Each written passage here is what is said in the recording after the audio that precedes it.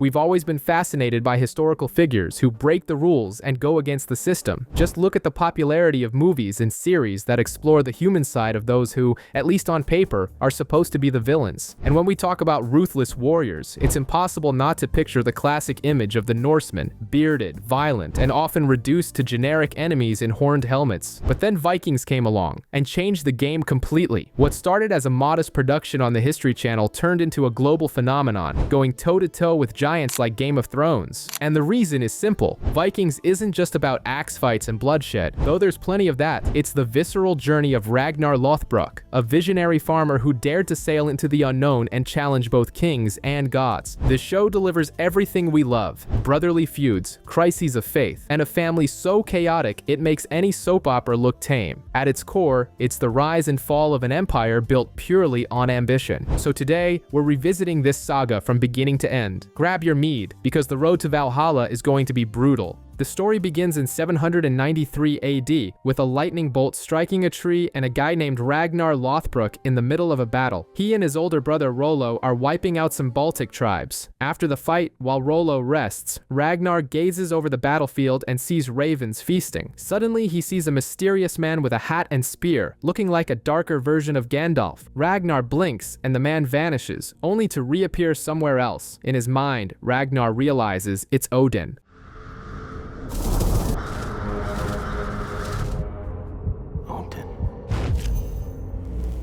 Out of nowhere, Valkyries descend from the sky to claim the fallen warriors. When Rollo calls out to him, Ragnar looks away and the vision disappears, leaving us wondering if it was real or just a hallucination. Cut to Ragnar's home. He's training his son Bjorn to be a mini warrior. His wife, Lagertha, arrives with their daughter Geida and isn't a big fan of turning their 12-year-old son into a man so soon, but Ragnar pays her no mind. After the men leave, two guys show up to try their luck with Lagertha, but she reveals herself to be a shield maiden, basically a badass warrior, and takes them down with a fireplace poker. Later, at the Thing, a kind of town assembly, the local chieftain, Earl Harald's is judging some crimes. He sentences a man to death, but the shocking part is that after the execution, he curses the dead man to never enter Valhalla. Ragnar comments to Bjorn that Harald's only did it because he wanted the man's lands. At the feast that follows, Ragnar challenges the Earl's authority, proposing a voyage to raid the lands to the west, instead of the usual east. Harald's immediately shuts him down and later in private tells Ragnar to stay in his lane. Ragnar then consults a seer, who delivers some vague but promising prophecies. Afterward, he takes Bjorn to meet Floki, an eccentric boat builder who is constructing the ship for the secret voyage. Back at home, while Ragnar is away, Rollo hits on Lagertha, who rejects him with disgust. Ragnar returns, oblivious to the awkward tension, and at the end, we see the trio testing the new boat, which works perfectly. The adventure is about to begin. Ragnar and Rollo secretly meet with the crew for their pirate expedition to the west. Rollo makes it clear that everyone there is equal and the profits will be shared. One of the men, Knut, doubts the plan, but Ragnar convinces him with a speech about how every great journey begins with a good story. What they don't know is that Earl Haraldsson has already been tipped off about the meeting by a spy. The Earl, paranoid as ever, decides to test the spy's loyalty by offering him his own wife, Siggy. The guy falls for the trap and ends up dead. Lesson learned: never trust your boss when he offers you his wife. At home, Lagertha wants to join the voyage, but Ragnar says no. The result? She grabs a shield and attacks him in a serious fight that only stops when their son, Bjorn, steps in between them. Get him!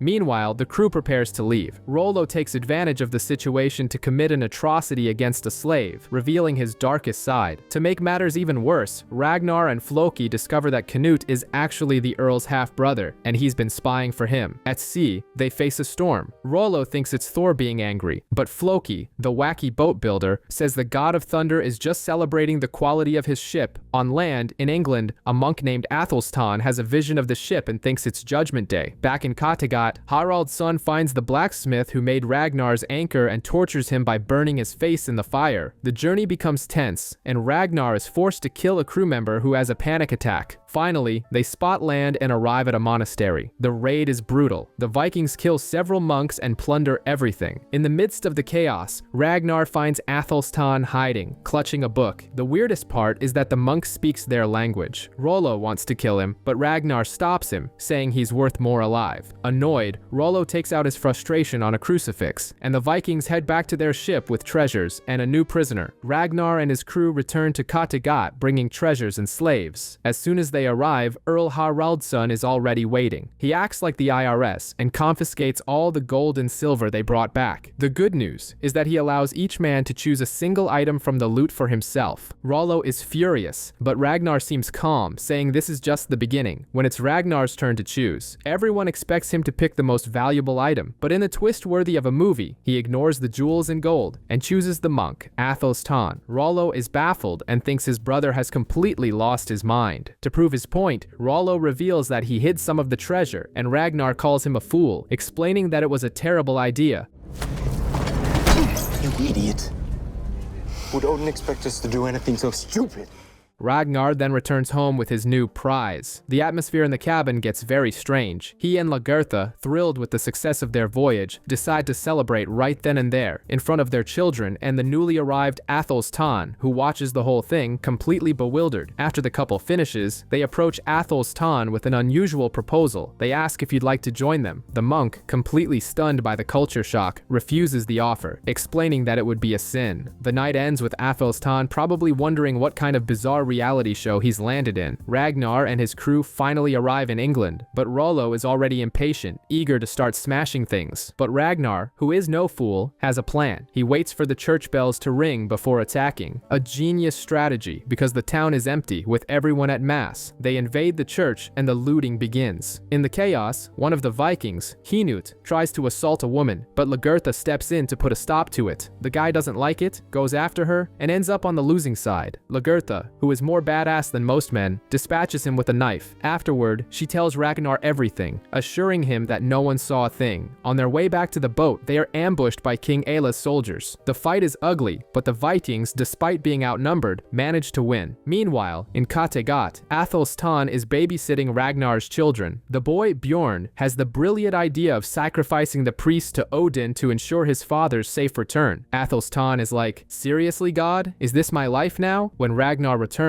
Earl Haraldsson is already demanding answers. Where's Knut? To protect Lagertha, Ragnar takes the blame, saying the man tried to abuse his wife. The Earl doesn't believe him, has Ragnar arrested, and even tries to bribe Rollo into betraying his brother. At the trial, Lagertha can't handle the pressure and confesses that she was the one who killed Knut. The Earl remains skeptical until Rollo is called as a witness, and then comes the surprise. He confirms Ragnar's story, saying it was self-defense. With that, Ragnar is freed. Now who has a key?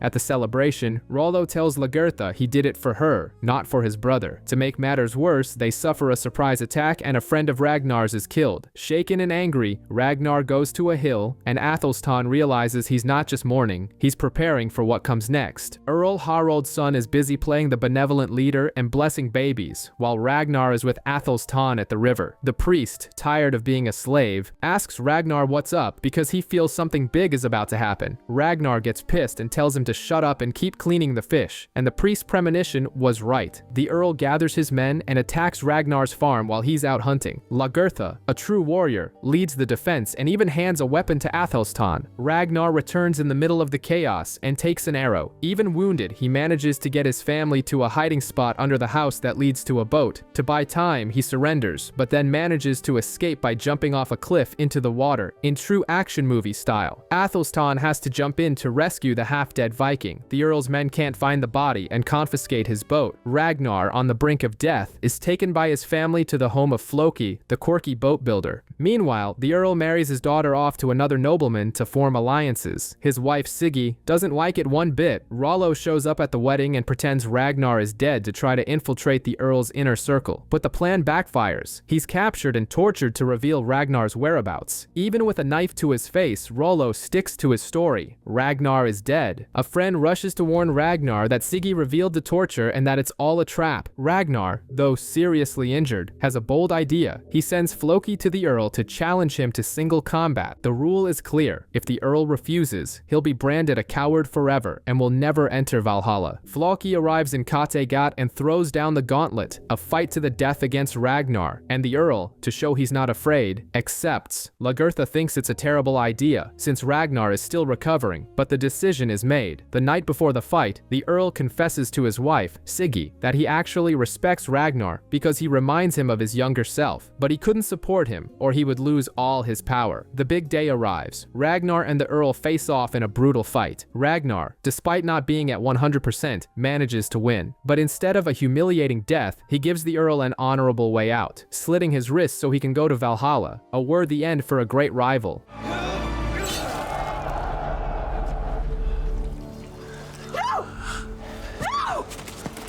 The Earl's right-hand man tries to turn the crowd against Ragnar, but Rollo is faster and silences him with an axe. Siggy also seizes the moment and gets rid of her unwanted son-in-law, freeing her daughter. Then, she points to Ragnar and shouts for all to hear, "He is the new Earl!" In the Great Hall, everyone swears loyalty to the new leader. Even Rollo, who later in a corner asks Ragnar, "So what now? How can we be equals when you're the Earl?" The tension between the brothers grows. Ragnar organizes a massive funeral for the Earl, showing respect. The ceremony is so grim it even includes the sacrifice of a slave girl who agrees to die to serve her former master in the afterlife. In the midst of all this, Lagertha tells Ragnar she's pregnant again, and Rollo, never one to waste time, goes to Siggy and offers protection for her and her daughter, in exchange for marriage. With his power consolidated, Ragnar is already planning his next voyage, and the seer appears to speak of Ragnarok, the Viking apocalypse, leaving a sense that the future will be even more intense. Lord Ethelwulf is tasked with leading King Aila's army against Ragnar and his crew, but Ragnar, who is no fool, sets up camp and just waits for the soldiers to arrive. He wants to see what their move will be. Meanwhile, in Kattegat, Lagertha is in charge of everything and handling the people's problems. At night, Ragnar and his death squad launch a surprise attack. They win and capture the enemy camp. King Aila is furious when he learns his brother lost. His advisors are divided. One thinks it's the work of God, another that it's the devil's doing. The Vikings arrive to parley with King Aila, but they turn back just to play hard to get. When they return, Ragnar gets straight to the point. He demands 2,000 pounds of silver and gold in exchange for leaving and handing over the king's brother. But there's a bizarre condition. One of the Vikings must become a Christian, and who volunteers? Rollo, of course. Everyone is a bit like, huh? Especially Floki, who thinks he has betrayed the gods. King Aila, pretending he's going to pay, sends a bunch of chests, all empty. It's a trap. Aila's men attack, but the Vikings are unfazed. During the brawl, Rollo, to prove he hasn't switched sides, becomes a Christian killing machine, just to show Floki that Odin is still with him.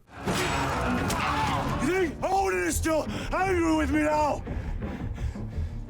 In the end, Ragnar is not messing around. He kills Lord Ethelwulf and sends his body back to King Aila, tied to a horse, a not-so-subtle message. After this message, the king finally pays up. Ragnar and his men leave, but Aila swears that one day he will have his revenge. Ragnar is in a slump. He lost an unborn child and thinks the gods are angry with him. Lagertha tries to cheer him up, saying they can have other children, but he's skeptical. The solution? A pilgrimage to Uppsala, like a pagan Lollapalooza, and he decides to take his children and Athelstan with him. Once they arrive, the atmosphere is a full-on party. Ragnar asks Odin for an heir, since Lagertha can no longer conceive. Athelstan discovers that the festival includes sacrifices of 9 of every species, including humans. To complete the experience, he's given some mushroom tea and starts tripping, wandering through the festival. During this, Tiri takes advantage of his state and the two have a moment alone. Meanwhile, Ragnar uses the trip to do some networking with King Horik. He offers his loyalty and proposes organizing larger expeditions to the west. Horik likes the idea and in return asks a favor, that Ragnar be his ambassador in a land dispute with a certain Jarl Borg. The party takes a dark turn when Athelstan is chosen to be one of the human sacrifices. He's taken to the temple where a priest asks if he's still a Christian.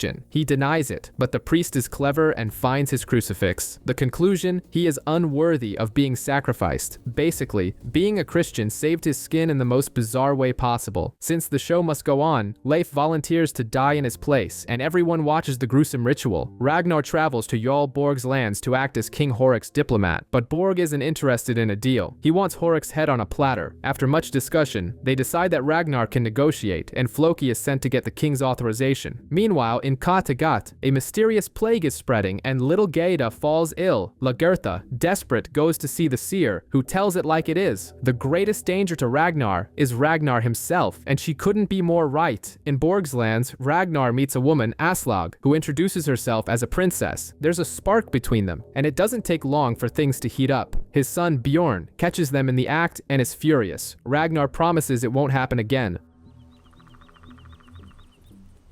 I swear to you, it won't happen again. But we all know how that goes. At the same time, Borg, who is no fool, starts planting seeds of discord in Rollo's mind, telling him he lives in his brother's shadow. The situation at home worsens. The plague takes Theory, and then Gerda also dies. As if that tragedy wasn't enough, Aslaug drops a bombshell. She's pregnant with Ragnar's child. Floki returns with bad news. King Horik wants no deal. Borg tells Ragnar and his men to leave. To top it all off, Borg offers Rollo the chance to fight alongside him against King Horik, and consequently, against Ragnar, and Rollo, full of resentment, accepts. The stage is set for disaster. In Scandinavia, everyone is waiting for Rollo to return from Jarl Borg's, and the tension is thick. The betting is he switched sides to fight his brother, but Ragnar refuses to believe it. And who shows up? Rollo, along with Jarl Borg and an army. Floki, who had been saying this all along, takes the opportunity to rub it in Ragnar's face that he was right. A fight is inevitable. The two sides face off, and the battle begins. And in the midst of the chaos, Rollo breaks through the shield wall and goes after Floki, who gets the worst of it and is only saved from being killed by Ragnar. But then, Arni, one of Ragnar's companions, decides to take on Rollo and ends up impaled on a spear. Seeing his friend die finally makes it dawn on Rollo. He faces Ragnar, but when it comes down to it, he just can't bring himself to fight his brother and kneels in defeat. After the battle, they decide to talk things out civilly. King Horik and Jarl Borg can't reach an agreement until Ragnar, fed up, suggests they all unite to raid the west. The idea sticks, and they make a deal. Back in Kattegat, Rollo is tied up and booed by the crowd. At his trial, the lawgiver says he deserves to die, but since the gods spared him in battle, he is free to go. What no one knows is that Ragnar dug into his own pocket and bribed the man with a gold coin. But the real drama begins when Lagertha confronts Ragnar about Aslaug. Ragnar, in a brilliant attempt to solve everything, suggests they live as a throuple. That's right, him, Lagertha, and Aslaug, all together. Lagertha is enraged by the humiliation and decides to leave. Bjorn initially chooses to stay with his father, but at the last moment he changes his mind and goes with his mother. Ragnar is left standing there with a look like a kicked puppy, watching his family leave. Look after your mother.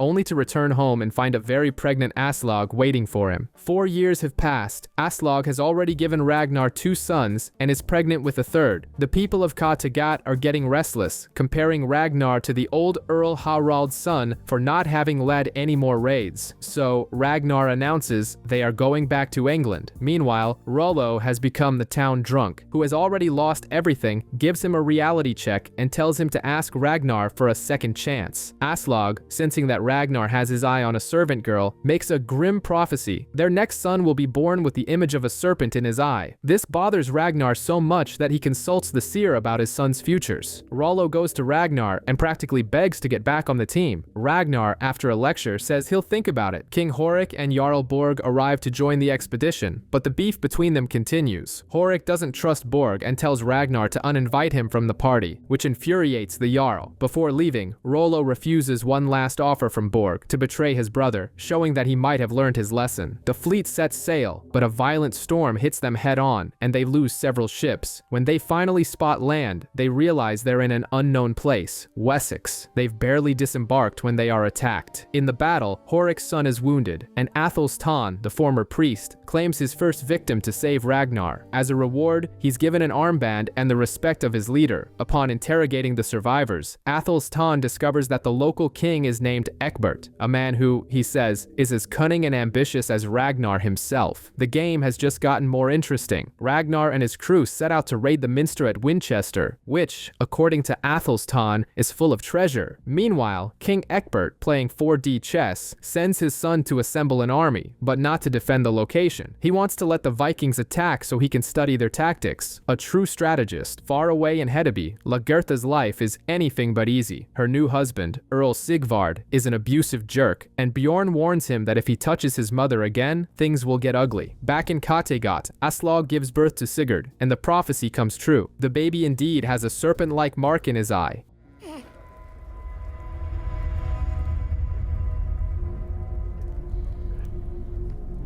In Winchester, the attack is brutal. The Vikings torture the local bishop, but Athelstan, shocked by the cruelty, decides to give the man a merciful end to his suffering. In the midst of the chaos, Ragnar finds a boy hiding and saves him, showing he still has a shred of compassion. The biggest twist, however, happens in Kattegat. While Ragnar is busy in England, Jarl Borg decides it's time for revenge. He invades the village, which is virtually defenseless. Rollo, who had hit rock bottom, becomes the unlikely hero of the day, organizing a swift defense and ensuring that Aslog and the children escape to the mountains. Even so, the resistance doesn't last long. Rollo is forced to retreat, and Jarl Borg takes Ragnar's hall, sits on his throne, and savors his victory, consolidating his control over Kattegat. Rollo, Siggy, Aslog, and Ragnar's sons have fled Kattegat and are camped out at a small farm. Aslog, being royalty, finds it all disgusting, but Rollo gives her a reality check. Winter is coming, and it's safer there. Siggy tries to calm everyone down, saying this experience will make them all stronger. Meanwhile, in Kattegat, Jarl Borg is acting like the new king of the castle. He gives a speech claiming to be a just leader, and promises a reward for anyone who turns in Ragnar and his family. Borg, full of swagger, goes to the seer to ask about his future. The seer utters a cryptic prophecy about an eagle hovering over him, and that he himself is the eagle. Borg thinks it's a good omen. Little does he know. Over in England, King Ecbert is more of a diplomat. He wants to talk before resorting to violence and proposes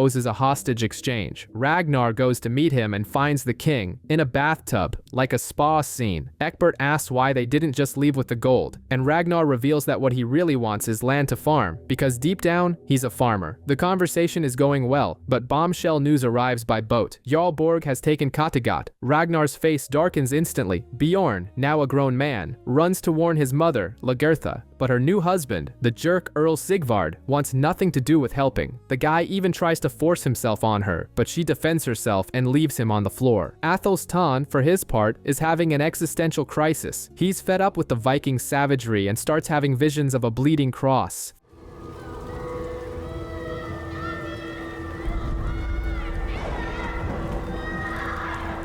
Things get worse when he's captured, and the Christians crucify him for treason. But at the last second, King Ecbert appears and orders the man to be cut down, saved by the bell. And just when we think Ragnar is out of reinforcements, who shows up? Lagertha and Bjorn, ready for war. The reunion between Ragnar and his son is emotional, but he barely looks at Lagertha. Awkward. Ragnar knows that facing Borg head-on in Kattegat is suicide, so he comes up with a plan worthy of a heist movie. Infiltrate the town at night and burn their entire winter food supply. A guerrilla tactic to force the enemy out of their hole. He and Bjorn lead the attack. The mission is a success, but with casualties, 2 of his men don't make it. The tactic works. Borg and his warriors ride out to hunt Ragnar, falling right into the trap. The battle is bloody, but in the end, Borg's crew gets wrecked and flees Kattegat. The town belongs to Ragnar once again. To celebrate, a proud Bjorn is the one to make the sacrifice of thanks to the gods, showing that the boy has become a man. With his house in order, Ragnar goes to gossip with the seer and drops a bomb. He still loves Lagertha and wishes he could have both her and Aslog as wives. The man wants it all, doesn't he? Meanwhile, in England, Athelstan has become King Ecbert's pagan consultant, and the king is using him to understand the Viking mindset. Athelstan remains at a crisis of faith, unsure whether to return to Christianity or not. Back in Kattegat, Lagertha makes a difficult decision. She lets Bjorn stay with his father, but decides to return to her awful husband. She knows her life is no longer there, but the peace is short-lived. News arrives that as soon as Ragnar left, Ecbert's troops slaughtered King Horik's men. The king and his son barely escaped with their lives. It seems the English diplomat wasn't so friendly after all. King Horik returns to Kattegat with his tail between his legs after the beating he took from King Ecbert. He's thirsty for revenge and has a terrible idea. Ask Jarl Borg for help. Aslog immediately says no way, but Ragnar, thinking strategically, agrees to the plan. Rollo is sent as a messenger to negotiate with Borg, and the Jarl, after a bizarre conversation with the skull of his dead wife, accepts the alliance. Yes, you read that right, a skull.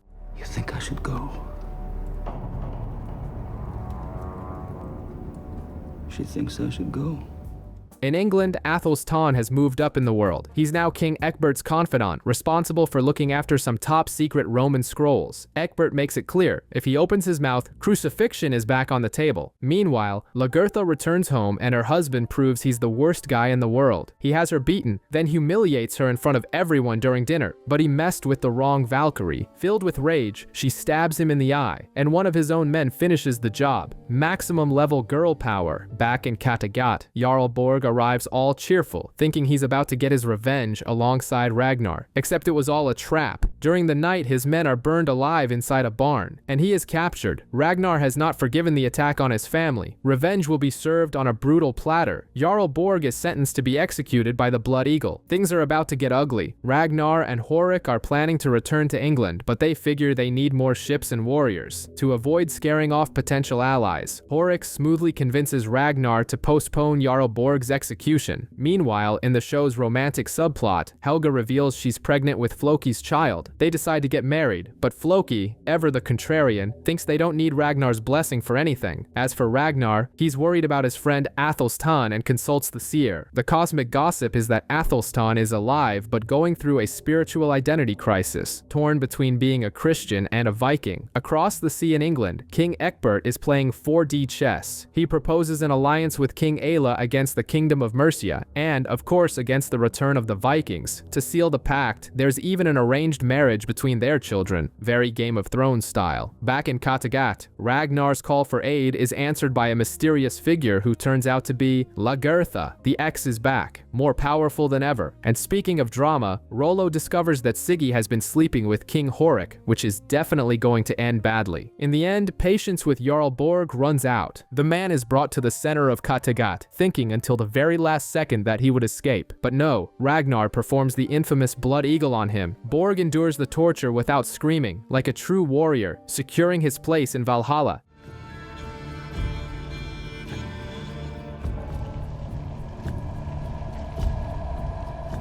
Aslaug goes through a very painful labor, and as the prophecy foretold, the baby is born with deformed legs. Ragnar, seeing that the spoiler was real, is shocked. Being pragmatic to a fault, he suggests they dispose of the baby, as life would be too difficult for him. Aslaug, obviously, refuses. While the family drama unfolds, the crew prepares for another voyage to Wessex. Rollo trains Bjorn, who is now huge like his uncle, and gives him a tip: never hesitate to finish your opponent. Bjorn also tells his mother Lagertha that he has a crush on a slave girl named Porun. Ragnar even tries to take the baby into the forest to abandon him, but his fatherly heart won't let him. In the end, Aslaug rescues him and brings him back home. She names the boy Ivar, and Ragnar adds the nickname the Boneless. The fleet finally departs, but now Floki is closer to King Horik, who better understands his talks about dark gods. In England, we meet Princess Quenthrith of Mercia, a character who makes a dramatic entrance by admitting she killed her own brother. Upon arriving in Wessex, Ragnar sends a messenger to Ecbert, wanting to talk. Horik is furious that Ragnar acted alone. Ecbert's son, Ethelwulf, appears to negotiate and returns the armband that Ragnar gave Athelstan, proving he's alive. But on the way back, Ethelwulf's party is ambushed by Horik's son. Everyone is killed except Ethelwulf, who was spared on purpose. Horik's plan is clearly in motion. While King Horik thinks he's the big shot, King Ecbert is at home reading Roman scrolls with Athelstan and devising a master strategy. Horik, full of confidence, leads the Vikings down a hill, walking straight into a trap. Ecbert uses his cavalry to attack from both sides in a pincer movement that simply annihilates the Viking army. It's a humiliating defeat. In the chaos, Rollo is gravely wounded, but is saved because Athelstan recognizes him on the battlefield. Bjorn, on the other hand, emerges from the fight without a single scratch, which makes a proud Ragnar nickname him Bjorn Ironside. Since no axe, spear, or blade could touch my son today, he will now be known as Bjorn Ironside.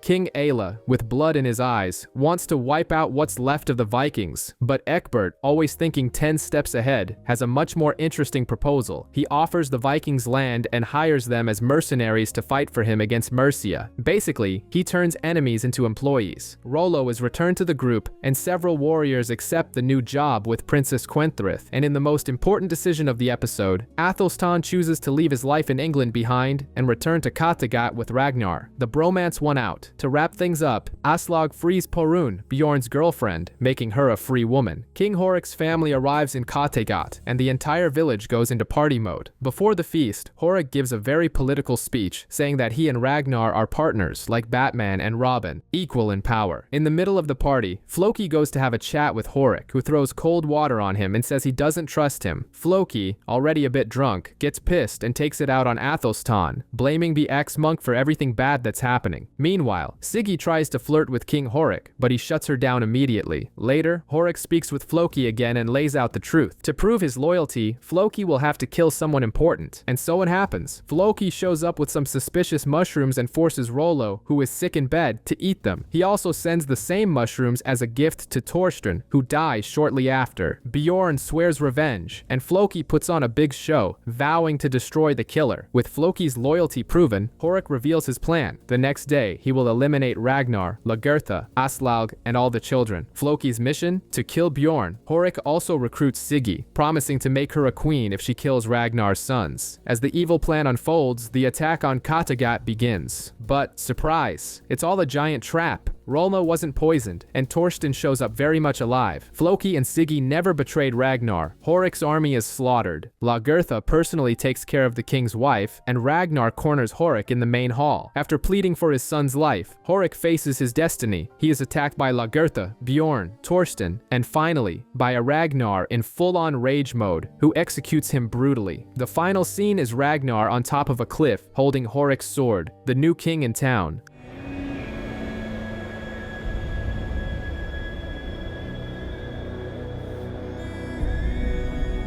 Lagertha goes to the seer to find out if she'll have another child, but the answer is a big no. Frustrated, she asks what else he sees, and the guy drops a super creepy prophecy about a harvest of blood, but trickster, and a city of marble. Basically, a horror movie trailer. Meanwhile, Ragnar and Bjorn have a father-son chat. Ragnar says he never wanted power, that it attracts the worst kind of people and corrupts the best. Bjorn, on the other hand, looks at Kattegat and sees only one thing: power. He wants to be top dog. Over in Hedeby, Lagertha invites Kalf to go with her to Wessex, but he refuses, using the excuse that he needs to look after her lands. A pretty convenient excuse, right? He also warns her that some people are out for her head. Back in Kattegat, Porun wants to go to war, but Bjorn won't let her, thinking she might be pregnant. Couples drama is in the air. Ragnar, for his part, is trying to be a good father, but the mood with Aslaug and little Ivar is super tense. Floki is also having an existential crisis, complaining that being happy with his family makes him feel trapped. Finally, the gang arrives in Wessex. King Ecbert welcomes them with one condition: to receive the promised lands, the Vikings must fight for Princess Quenthrith. Business is business. Lagertha is put in charge of leading the settlers, and the rest of the crew heads off to another battle, which, as usual, they win. After the victory, a celebratory feast goes down, but Princess Quenthrith isn't playing around and shows up asking for her uncle's head as a gift. In the middle of the celebration, Bjorn, worried about Porun, decides it's time to take the next step and asks her to marry him. Meanwhile, Prince Ethelwulf sets out on a mission to hunt down Quenthrith's younger brother's army and manages to capture a soldier who gives up their location. But the real mystery is brewing in Kattegat. Helga, Siggy, and Aslaug start having the same bizarre dream about a mysterious stranger. It's like a shared nightmare, something supernatural.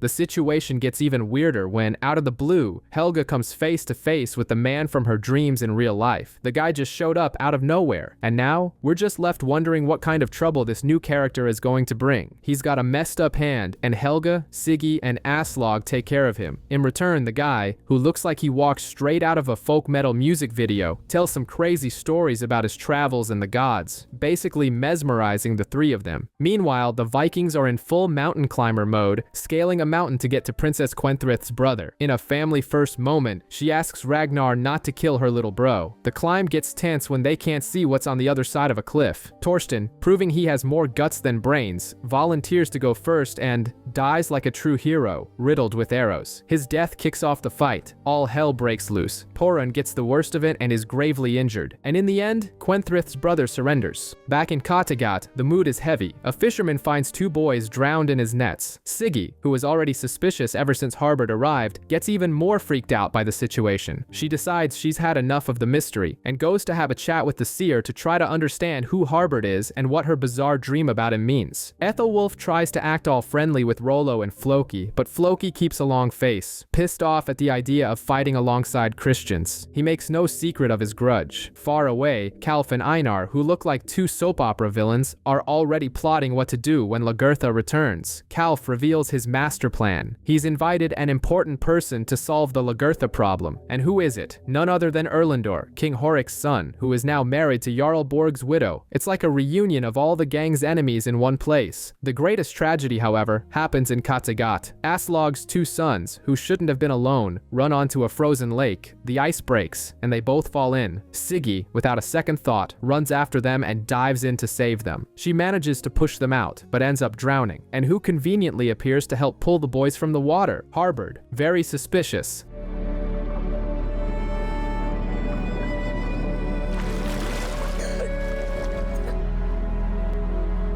To top off the episode, Princess Quenthrith shows she's not messing around. During a toast, she simply poisons her own brother Burgred in front of everyone, cold and calculating. The Vikings return to Kattegat and the mood is funereal. The women find out about Torsten's death and the men, Siggy's. Ragnar, always suspicious, figures out immediately that something is wrong and questions why Aslog wasn't watching her own children. The news devastates Rollo, who drowns his sorrows in drink, blaming himself for not being good to Siggy. Drunk, he picks a fight with everyone and ends up brawling with Bjorn in the mud. Floki, who already disliked Christians, is now in full-on hate mode, cursing Athelstan every 5 seconds. When Helga tells him about Harbord, Floki freaks out and says the guy is a god. Meanwhile, in Wessex, Ethelwulf discovers that his wife Judith, the princess, is pregnant with Athelstan's child. The tension is thick. To make matters worse, Lagertha receives the news that Calf stole her earldom. She asks Ragnar for help, but he has other plans and announces to everyone. The next target is Paris. He even goes with Lagertha to talk to Calf, but instead of helping, he invites the usurper to join the raid. Ethelwulf is sent to the Viking settlement, and the peace mission turns into a massacre. He orders his soldiers to kill all the pagans, and to wrap up with the bombshell revelations, Floki tells Ragnar that Aslog slept with Harbord, which is another name for Odin, and King Ethbert confesses to Ethelwulf that the massacre was his plan all along, proving he's the master manipulator of the game. Athelstan becomes a sand architect and builds a model of Paris to show Ragnar how the city is surrounded by the river Seine and giant walls. Basically, he calls the place impenetrable. Ragnar just gives that little smile of someone who loves a challenge. Meanwhile, Poran gives birth to a baby girl. Bjorn decides to name his daughter Siggy in honor of the woman who saved them. Aslog is not happy with the choice at all. Back in Kattegat, a farmer who fled from Wessex tells Ragnar about the massacre led by Ethelwulf. Floki takes the opportunity to add more fuel to the fire, saying that Christians can't be trusted, especially Athelstan. Ragnar doesn't even pay attention. The devastated farmer says he was the only one in his family to survive. Ragnar, in a moment of zero empathy, says, "Now you can be with your family," and strangles the man. Athelstan has an epiphany, complete with a divine ray of light that knocks him to the ground.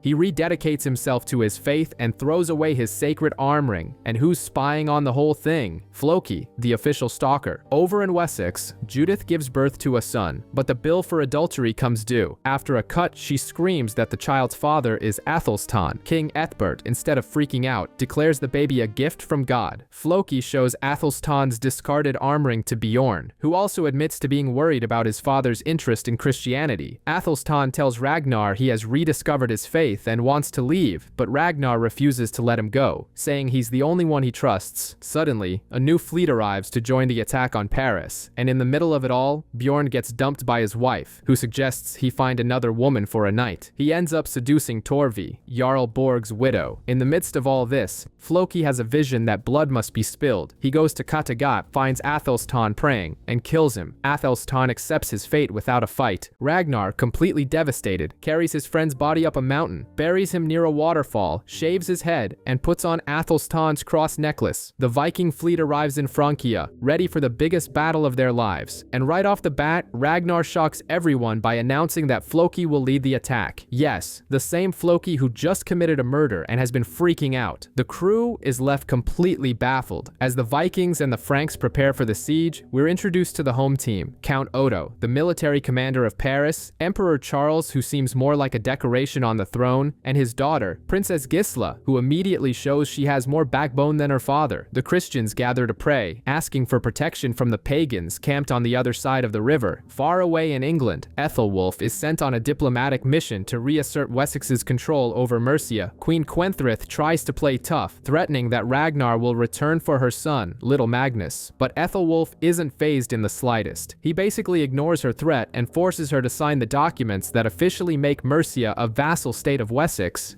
So if you value your life and that of your son, then I suggest you sign the documents we have brought with us. It's the classic shut up and sign. The great attack on Paris begins. The plan is a two-pronged assault. Lagertha, Calf, and Erlendor lead a direct attack on the bridge, trying to take the city gate. Meanwhile, Floki, Ragnar, Bjorn, and Rollo attempt to scale the walls directly from the river. At first it looks like Paris is about to be dust, with the Vikings advancing relentlessly. But the tide turns when Princess Gisla, in a movie-worthy moment, appears with a sacred banner and rallies the Frankish troops. The defense reorganizes, and the counterattack is brutal. On the bridge, Calf realizes the battle is lost, knocks Lagertha out to get her out of there, and retreats with the few survivors. Floki's genius siege engines are set ablaze with oil and fire, turning into a massive bonfire. The Viking offensive becomes a complete disaster. After suffering huge losses, they are forced to retreat. At the camp, the mood is funereal. Bjorn is badly wounded, and Ragnar was thrown from the top of the wall, all broken. Floki, who swore he had received signs from the gods of a certain victory, has a complete breakdown, consumed by guilt. Helga, fed up with his selfishness, leaves him. Later that night, Ragnar, even in pieces, speaks alone to the spirit of Athelstan, vowing that, one way or another, he will conquer Paris. After the failure of the first siege, the Vikings don't give up and go for round two. This time at night, led by Rollo, Lagertha, and Calf, they try to take a bridge, but the Franks are not messing around and bring out a war machine that sends everyone running. Rollo, always in the thick of the chaos, sabotages the mechanism, allowing the Vikings to resume their attack. Even so, they are forced to retreat, leaving poor Siegfried behind. Meanwhile, at the camp, Ragnar is on a psychedelic trip. He has a vision of Athelstan, who suddenly transforms into Jesus. As Ragnar tries to reach him, Odin appears out of nowhere to crash the party, and Ragnar wakes up curled in a pool of blood. It's a religious crossover that went very, very wrong. Despite the successful defense, the situation in Paris is dire. A mysterious disease has spread, and the people are starving.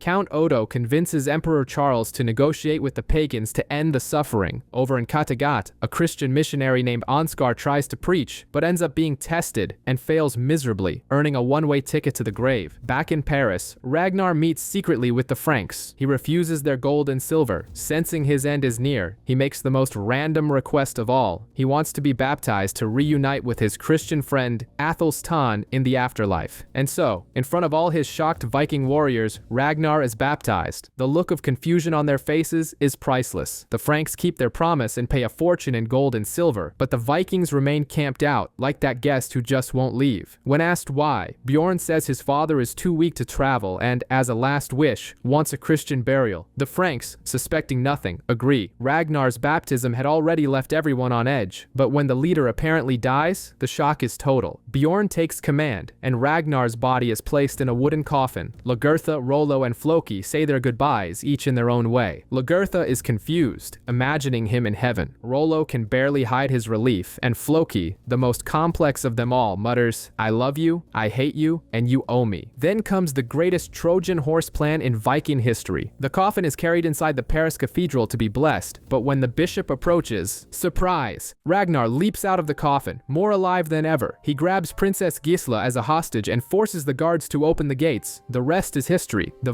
Viking horde invades, and the sacking begins. After the chaos, most of the Vikings head home, but Rollo, of course, stays behind with a small group. In Paris, the desperate Emperor Charles offers Rollo land, titles, and his own daughter's hand in marriage in exchange for a small task: defend Paris from his own brother. And to top it all off, on the boat back, Ragnar looks Floki dead in the eye and says, "I know you killed Athelstan." The silence must have been deafening. Ragnar is having a heavy nightmare, walking towards the gates of Valhalla, only to see them slam shut in his face. It's the universe saying, "Not today, pal." Meanwhile, in Kattegat, his wife Aslog is already sitting on the throne, asking the seer if a woman can rule if the king dies. She wastes no time. When the warriors return from Paris, the first thing Bjorn does is arrest Floki in the public square for Athelstan's murder. The vibe at the welcome home party is real awkward. Ragnar, who can barely walk, shows up and scolds Bjorn, not for arresting Floki, but for doing it in front of everyone. Annoyed, Bjorn decides he's going to prove his worth and heads into the wilderness, going full Bear Grylls. Aslog, for her part, gets a new slave girl, Yidu, probably to use as a weapon against Ragnar. In Hedeby, Kalf announces that he and Lagertha will rule together, but it's a trap. He calls a vote to have Lagertha exiled, but it's actually a setup. Using the new crossbows they brought from Francia, his men kill everyone who voted against her. Lagertha, with a smile of pure satisfaction, finishes the job by castrating the leader of the traitors as he dies. Hardcore girl power. Meanwhile, in Paris, Rollo is adjusting to his new noble life. He marries Princess Gisla, who cries through the entire ceremony and holds a knife to her own throat on their wedding night. He doesn't even flinch. The Vikings who stayed with him are not happy with the change, so Rollo, setting a new record for betrayal, leads them into an ambush where Frankish archers kill them all. With his last breath, their leader curses Rollo and swears that Ragnar will avenge them. The family drama is just getting started. Bjorn has decided to go full Bear Grylls and has isolated himself to face the Scandinavian winter alone. Meanwhile, in Kattegat, Helga is in a love-hate relationship with her husband Floki. Tired of seeing him in chains, she goes and sets him free. When Ragnar finds out, he confronts Helga, but instead of freaking out, he surprises everyone and says he understands her reasons. Floki's freedom is short-lived. Little Ube, Ragnar's son, plays detective and finds Floki hiding in a stream. Without a second thought, Ragnar arrests Floki again, but this time in a much worse place, a damp cave, in true Prometheus Chain style.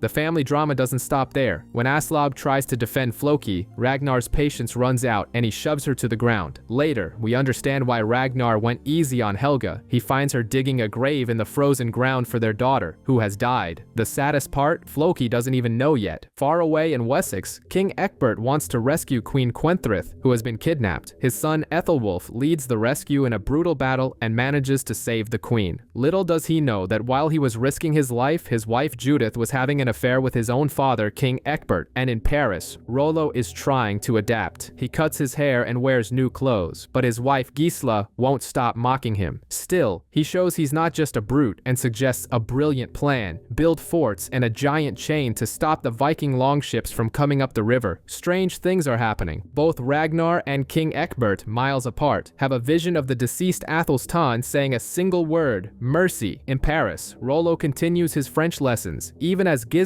makes his life a living hell. Back in the north, Kalf hires a berserker, a kind of Viking hitman, to kill Bjorn at the request of Erlendur, King Horik's son. To ensure the assassin isn't stopped, Erlendur even gives him his ring as a pass. But Bjorn has no idea. He's more preoccupied with his own obsession, hunting a giant bear that keeps escaping his traps. It's almost a Viking version of Moby Dick. Still grieving the death of their daughter, Floki and Helga are at rock bottom. Perhaps touched by the vision of Athelstan, Ragnar goes to the cave where he imprisoned Floki, tells Helga she has suffered enough, and sets him free. In Hedeby, Lagertha and Kalf sleep together. He declares his love for her, but she says nothing back, leaving him hanging. It's called a power move. In Wessex, Ethelwulf returns triumphant with Queen Quenthrith and her son Magnus. Judith, meanwhile, continues her fixation on Athelstan. As Wessex and Paris prepare for war, Ragnar spends his days cleaning fish, giving the impression that he couldn't care less. But we know he's plotting something big. In Kattegat, the people celebrate celebrate Yule, which is basically the Vikings' Christmas. Floki, now free, visits the seer, who reveals that he has been waiting for him for a long time. Soon after, Aslog appoints him as Ivar's tutor, with the mission of teaching the boy the ways of the gods. The guy just got out of the cave, and he's already a private tutor. Ragnar, on the other hand, is growing closer to Yidu, a slave girl. She offers him some medicine from her homeland, which leads to a night of heavy hallucinations. Far away in the forest, Bjorn finally faces the berserker sent to kill him, and, unsurprisingly, wins the fight. He finds Erlandur's ring on the assassin, the definitive proof of betrayal. As revenge, Bjorn goes to Hedeby and simply takes Torvi, Erlandur's wife, with him. In Paris, Rollo is about to sign the divorce papers when he shocks everyone, especially his wife Gisla, by starting to speak fluent French. Impressed, she watches as he gives her his Viking armband, a symbol that his loyalty now belongs to her. Meanwhile, in Kattegat, a new player enters the game. King Harald Finehair arrives and announces his plan to become the king of all Norway, challenging Ragnar in his own home. To make matters worse, Ragnar arrives at his hall to find Harald sitting on his throne, making himself comfortable. The tension is immediate. Ragnar and Bjorn are having a talk about trust, fatherhood, and marriage, and Ragnar is in a self-critical mood, feeling like the worst father and husband in the world. To top it off, he's addicted to a medicine Yidu got for him. In a heart-to-heart, she tells him she's the daughter of a Chinese emperor, and he spills his biggest secret, the massacre of the settlement in England, and how he completely lost his will to explore. Meanwhile, King Harald's brother, Halfdan the Black, arrives in Kattegat, thirsty for blood and already announcing he's eager to raid and kill some Christians. And speaking of drama, Torvi tells Bjorn that the ring he took from the berserker belongs to Erlendur. Awkward. Over in Wessex, Ethelwulf and Judith's marriage is over, and they just trade barbs. He then decides to support Queen Quinthrith and convinces his father to fight to restore her power in Mercia. In Paris, but gossip is flying. Odo wants to stage a coup against King Charles and seize power for himself. But the episode's biggest plot twist belongs to Lagertha. She reveals to Calf that she's pregnant, and he, overjoyed, asks her to marry him. But in the middle of the ceremony, right at the I do, she simply pulls out a knife and kills Calf, reclaiming her title as Earl and the sole ruler of Hedeby. The queen is back. Ragnar is ready for another tour in Paris and even promotes his sons Ube and Hvitserk to the main crew, arm rings and all. Before leaving, he goes to consult the show's oracle, who drops a very specific prophecy. Ragnar will die when the blind man sees him. Take note, that's going to be important. Meanwhile, in Wessex, Egbert sends his son Ethelwulf and grandson Alfred on a trip to Rome, like a forced religious exchange program, leaving Judith and Quenthrith behind. In Paris, Rollo swears up and down to King Charles that he won't go back to Team Viking.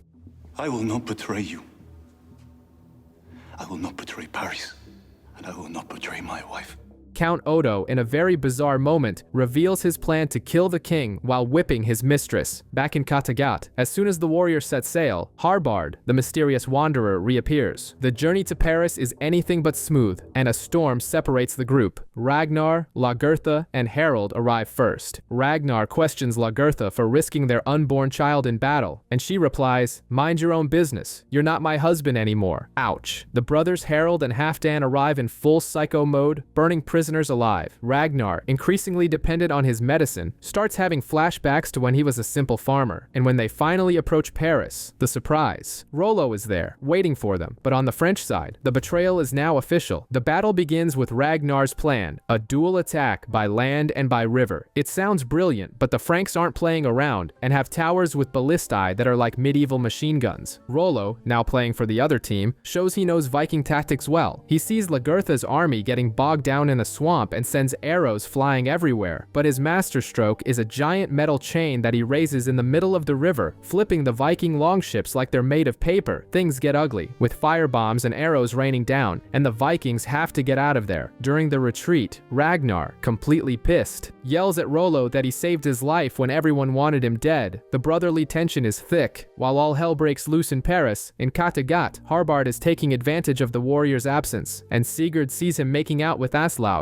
Over in Wessex, Egbert secures the kingdom of Mercia with the greatest of ease, without even having to fight. Back at the Viking camp, the scene is one of devastation. Helga is severely wounded, and Ragnar demands more medicine from Yidu. Floki has a vision of Aslaug cheating on Ragnar, and Bjorn demands a new plan from his father. The answer? Ragnar says they're going to retreat, all while talking to an enemy who's already dead. As the Vikings retreat, Ragnar's leadership is questioned by Harald, who basically asks, "So Captain, what's the plan?" And Ragnar, who's been crazy for a while now, reveals a completely insane idea. They're going to carry the longships up a cliff, go around the Frankish forts on foot, and put the ships back in the river. It's like using a teleportation cheat code in a strategy game. Meanwhile, in Paris, the gossip is flying. Odo tells King Charles that Rollo can't be trusted, and Roland agrees. To add more fuel to the fire, Gisela reveals she's pregnant with Rollo's child. Shortly after, Odo falls into a trap set by Therese and Roland, and ends up executed on the king's orders. Betrayal here is more common than saying good morning. With the way clear, Rollo is promoted and given the Iron Hand of Francia, moving up in the world. In Wessex, King Ecbert returns victorious and drops a bomb on Quenthrith. She's no longer queen, because he is now the king of Mercia. Checkmate. Over in Kattegat, Aslaug sees Harbard with other women and has a jealous fit. She confronts him, slaps him, and the guy just leaves again. Back in France, Ragnar is desperate for more of his Chinese medicine, but Yidu refuses. He reminds her that she's a slave, and she plays dirty, threatening to reveal the secret of the massacre in Wessex. This is the trigger for Ragnar, who in a fit of rage drowns her in front of his sons, Ube and Hvitserk. Things just got dark. To top it all off, in Wessex, Quenthrith tries to kill Ecbert, but ends up stabbed in the back by Judith. What an episode. The Vikings are putting the crazy boat-carrying plan into action. Along the way, Harold and Halfdan take the opportunity to slaughter a Frankish family, just to show they're not messing around. In a quieter moment, Lagertha suffers a miscarriage and is comforted by Ragnar. Far away in Rome, Ethelwulf and little Alfred get a VIP tour with the Pope, who names Alfred a consul of Rome. The kids got a solid resume. In Wessex, Ecbert is crowned King of Wessex and Mercia. King Aela is not happy about the news, and Ecbert basically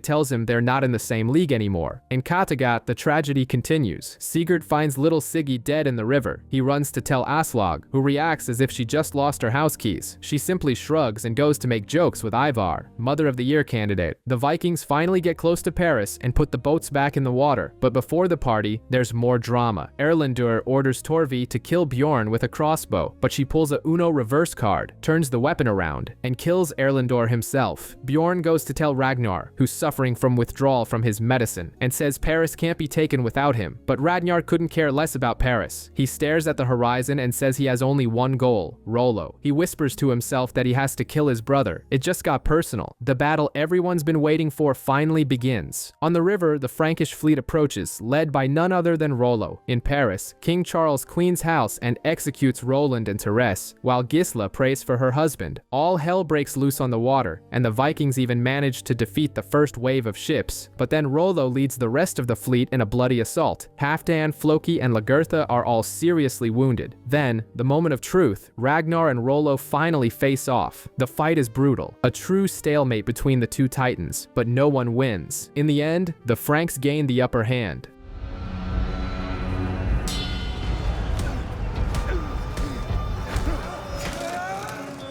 A defeated Ragnar tells Bjorn to grab Lagertha and retreat. He tries one last attack on Rollo, but is thrown back into his boat, which flees in disgrace. Rollo is welcomed back to Paris as a hero and crowned before everyone. Cut to 10 years later, Ragnar has vanished off the map. A messenger arrives in Kattegat with 2 bombshells. The Viking settlement in Wessex was destroyed, and Ragnar has a secret son there named Magnus. Bjorn tells his brothers, who are now grown men and hate their absent father. Bjorn, for his part, already has other plans, to sail to the Mediterranean. Then, out of nowhere, Ragnar returns to Kattegat. He is an old, tired man, hated by everyone. He faces his sons and throws down the final challenge. If you want to be king, one of you will have to kill me. Ulbe steps up to challenge Ragnar for the throne in a season finale-worthy scene, but instead of a brawl, they share a bear hug. Classic bait and switch. Soon after, Ragnar tries to put together a crew for England, but his sons are ghosting him. Bjorn immediately refuses because he already has his own trip planned. planned, a tour of the Mediterranean with Floki, Harold, and Vitzer. Ulbe and Sigurd are the responsible sons who promised to stay home to protect their mother and Kattegat, which has become something of a regional trade hub. Meanwhile, Ivar sees his brothers sharing the same girl, the slave Margret, and decides he wants it on the action. But when the moment comes, things don't work. Ivar freaks out, threatens to kill the girl, but ends up breaking down and crying in her lap. She tells him the truth.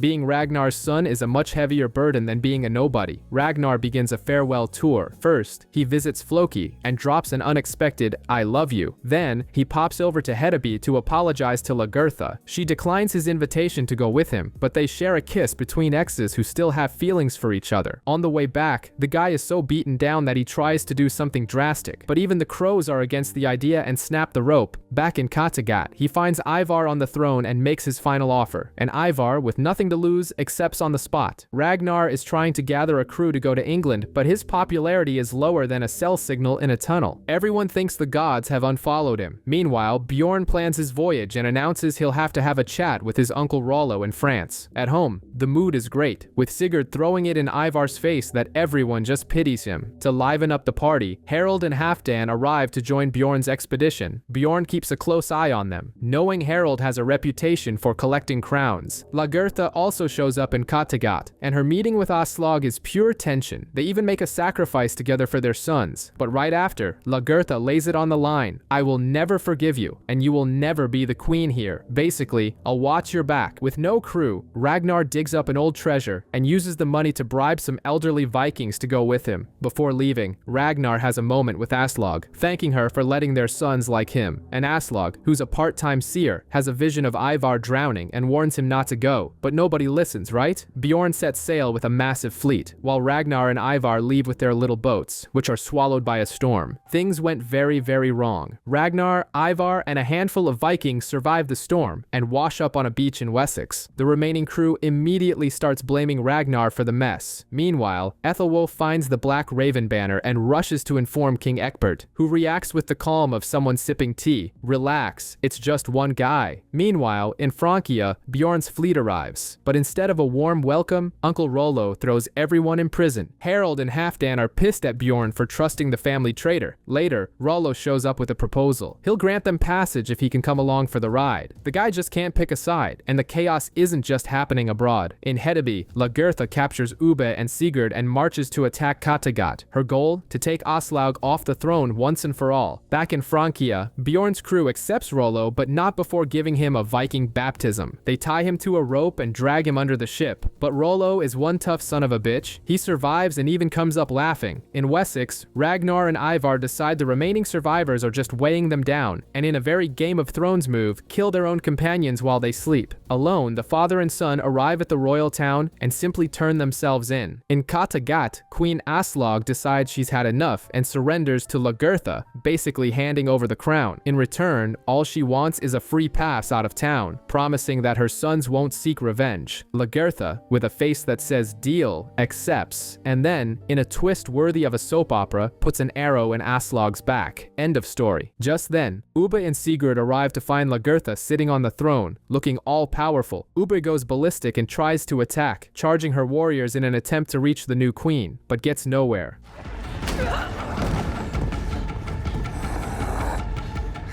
The next day, he and his brother are awakened by Astrid, who gives them a blunt message. If they so much as lay a finger on Lagertha, they're dead. Meanwhile, in Wessex, Ragnar and Ivar are captured by Ethelwulf's men. King Ecbert arrives to mediate and promises that no harm will come to Ivar. He releases Ragnar from his cage, and the two begin a philosophical chat about heaven, Valhalla, and the death of Athelstan, which Ragnar admits still weighs on his conscience. Ragnar even asks Ecbert to kill him, but the king refuses. Instead, they strike a deal. Ecbert will hand Ragnar over to King Aela and arrange safe passage for Ivar to return home. In exchange, Ragnar promises his sons will not seek revenge on Wessex. But will they keep that promise? King Ecbert keeps his end of the bargain and arranges a ship for Ivar to go home. Before he leaves, Ragnar asks for a moment alone with his son to say goodbye, and here comes the plot twist. Ragnar tells Ivar that he is going to die at King Aila's hands, and that the promise of peace was all a sham. Ivar's mission is simple: avenge his death, and, while he's at it, take out Egbert too. His final fatherly advice is, be ruthless. Before being caged again, Ragnar gives Athelstan's cross to young Alfred and tells Egbert that, in the end, Athelstan chose Christ. On the road, Ragnar has visions of his past and a conversation with the seer, where he basically tells the gods to get lost, showing he's lost his faith. Upon arriving in Northumbria, he is injured by King Aella, and who shows up in disguise to watch the execution? Egbert himself, who wouldn't miss the show for anything. In his final speech, Ragnar says he dies with no regrets, that he is ready for death, and that he will wait for his sons in Valhalla to hear the stories of their triumphs. With that, he is thrown into a pit of snakes and dies. Back in Kattegat, Ivar arrives and tells Ubbe and Sigurd that their father is dead. The bad news, however, comes as a double blow. The brothers inform Ivar that Lagertha killed their mother. To top it all off, a ship approaches carrying a mysterious figure in a black cloak with only one eye. The news of Ragnar's death spreads, putting everyone on high alert. In Wessex, Ethelwulf is already sweating bullets thinking about the consequences. In Kattegat, Lagertha wastes no time and orders defenses to be built around the town, preparing for what's to come. Meanwhile, Ragnar's sons begin to assemble their revenge plan, Avengers style. While all hell breaks loose, Bjorn and Rollo are on a random side quest in Spain. Halfdan and Harold, for their part, take advantage of the chaos to conspire and try to seize power from the Lothbrooks. Floki, on the other hand, has a cultural epiphany during his first encounter with Islam. He becomes so fascinated that he stops the Vikings from killing men who were praying in a mosque. At home, Helga, after being told no by Floki about having more children, solves the problem her own way, by abducting a Moorish child to adopt. Back in Kattegat, the one-eyed man arrives to officially confirm Ragnar's death. The seer takes the opportunity to drop a prophecy in Lagertha's lap, warning her that she will be killed by one of Ragnar's sons.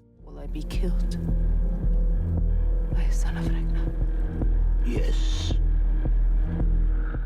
And Ivar? He's already sharpening a new sword, daydreaming about the vengeance to come. Ragnar's sons are like the Avengers, assembling to avenge their old man. Ubbe, Sigurd, and Ivar agree to raise the largest army ever seen to invade England. Meanwhile, Uncle Rollo returns to Francia acting like a Viking real estate agent, offering land to anyone willing to move. Elsewhere, Harold meets a man named Egil, who will become important later on. Across the sea, Judith tries to convince King Aella to ally with Egbert against the impending attack, but Aella is in "I'll handle it myself" mode and refuses the help. In Wessex, Egbert continues his crash course on how to be king with his grandson Alfred, teaching him the most important lesson: trust no one, think for yourself. The Vengeance Army gets a major boost with the arrival of a fleet of Swedish Vikings. Back in Kattegat, things heat up. Ivar and Ubbe try to take out Lagertha, but Bjorn shows up and plays bodyguard for his mom, laying down the law. "You'll have to go through me first." Torvi tries to advise Bjorn not to join Ivar, but he freaks out, fights with her, and goes straight to Vent with Astrid. To top it all off, Floki, our favorite mad engineer, gifts Ivar a war chariot, allowing him to lead the troops on the battlefield. Now Ivar can ride into war looking like a Viking Ben-Hur. What is it? It's your legs, Ivar. The great heathen army is forming, and the infighting has already begun. Bjorn and Ivar are clashing over who will be the boss, an ego trip to see who gets to be the leader. In the midst of it all, Harold runs into his old crush, Elisif, only to find out she married some nobody, the biggest friend zone of the Viking age. His brother Halfdan even suggests handling it Game of Thrones style, but Harold refuses, saying she's the love of his life. In other news, Ubbe marries Margrethe, but in a very modern plot twist, he agrees to share his wife with his brother Vitsurk. It's Viking polyamory in action. Helga wants to join the expedition, but Floki is having an existential crisis, questioning everything. It seems even boat builders have their bad days. While an earl offers himself as a sacrifice to ensure victory, Bjorn and Astrid continue their secret affair. Priorities, right? In England, Ethelwulf confronts his father, Egbert, about his affair with Judith. Egbert basically admits he used his son, but now needs him to leave the defenses. The classic, "I manipulated you, but now go save us." The Viking army finally lands, and steamrolls King Ael's forces. He is captured and gets the VIP Blood Eagle treatment. Spoiler, it's not pleasant. While the main army is in England, Kattegat suffers a surprise attack led by Aegle, but the townspeople, with Torvi getting wounded on the front lines, manage to hold them off. Aegle is captured, and after a not-so-friendly chat, he sings like a canary. It was King Harold who paid for the attack. The soap opera between Harold and Elisith continues, more toxic than nuclear waste. He pretends to forgive her and kills her husband. Then she pretends to forgive Harold and tries to seduce him to kill him, but Halfdan appears out of nowhere and kills her to save his brother. In England, Ethelwulf gathers a massive army to stop the Vikings, but Ivar, our strategic genius, convinces Bjorn not to rely on brute force. They decide to scout the terrain and use their heads. The plan is brilliant. On the day of the battle, the Vikings use the forest to set a perfect ambush. They emerge from both sides of the field, completely surrounding the Saxon army near Repton. The Saxons are caught in a trap, with no idea what hit them. It's a masterclass in Viking military tactics. Despite fighting with all they've got, the Saxons are getting hammered, and Ethelwulf, seeing that defeat is certain, orders his men to retreat. On the other side, Ragnar's sons celebrate their victory like there's no tomorrow. Back at the royal villa, Ethelwulf orders a general evacuation, but King Ecbert decides to play the stubborn hero and stays behind, saying it's his destiny. To add to the drama, he abdicates the throne and passes the crown to Ethelwulf in an impromptu ceremony, making him the new king of Wessex and Mercia. In the name of the Father, Son, and Holy Ghost, I crown you, king, all the days of your life. Sire. The farewell is full of tears, and Ecbert even gives some advice to his grandson Alfred. Bishop Edmund stays with him to keep him company and enjoy the wine cellar before the Vikings arrive. When the Northmen finally invade the villa, they find the place emptier than a Monday nightclub. After a while, they find Ecbert. Ragnar's sons start arguing about how to kill him, but Ecbert, the master manipulator, strikes a deal. He gives the Vikings a tract of land in exchange for being allowed to choose the manner of his own death. What they don't know is that the deed he signed is worthless, since he's no longer king. In the midst of the chaos, Vidser kills Bishop Edmund. The tension between the brothers boils over. Ivar wants to use the Blood Eagle on Ecbert. Bjorn wants to sail to the Mediterranean, and the argument ends with Ivar throwing an axe at Sigurd, killing his own brother. Meanwhile, tragedy strikes Floki. The girl Helga rescued in Spain kills his wife, and then takes her own life. Floki is utterly devastated. In the end, Ecbert is given a knife by Bjorn, gets into his Roman bath, and slits his wrists, bringing his journey to an end. Sigurd's death creates a tense atmosphere, and Ivar tries to justify himself by saying his brother provoked him. Bjorn, fed up with the family drama, declares it's not his problem and sets off for the Mediterranean with Halfdan. Harold, in turn, heads back to Kattegat. Meanwhile, the warrior Bishop Haemund arrives at Ecbert's villa to find it in ruins, including the ex-king's body, which was stored inside a barrel. During Ecbert's funeral, a surviving priest drops a bombshell. The land deal Ecbert made with the Vikings is a sham because he had already abdicated the throne. Basically, the Northmen were given a worthless piece of paper. Far away, Ethelwulf and his family are in exile, and young Alfred is sick. Ivar goes to say goodbye to Floki and finds him building a small one-person boat. His plan? To sail wherever the gods take him. Ivar begs him to stay, but Floki is determined to leave that world behind. The farewell is emotional, with all the Vikings chanting his name.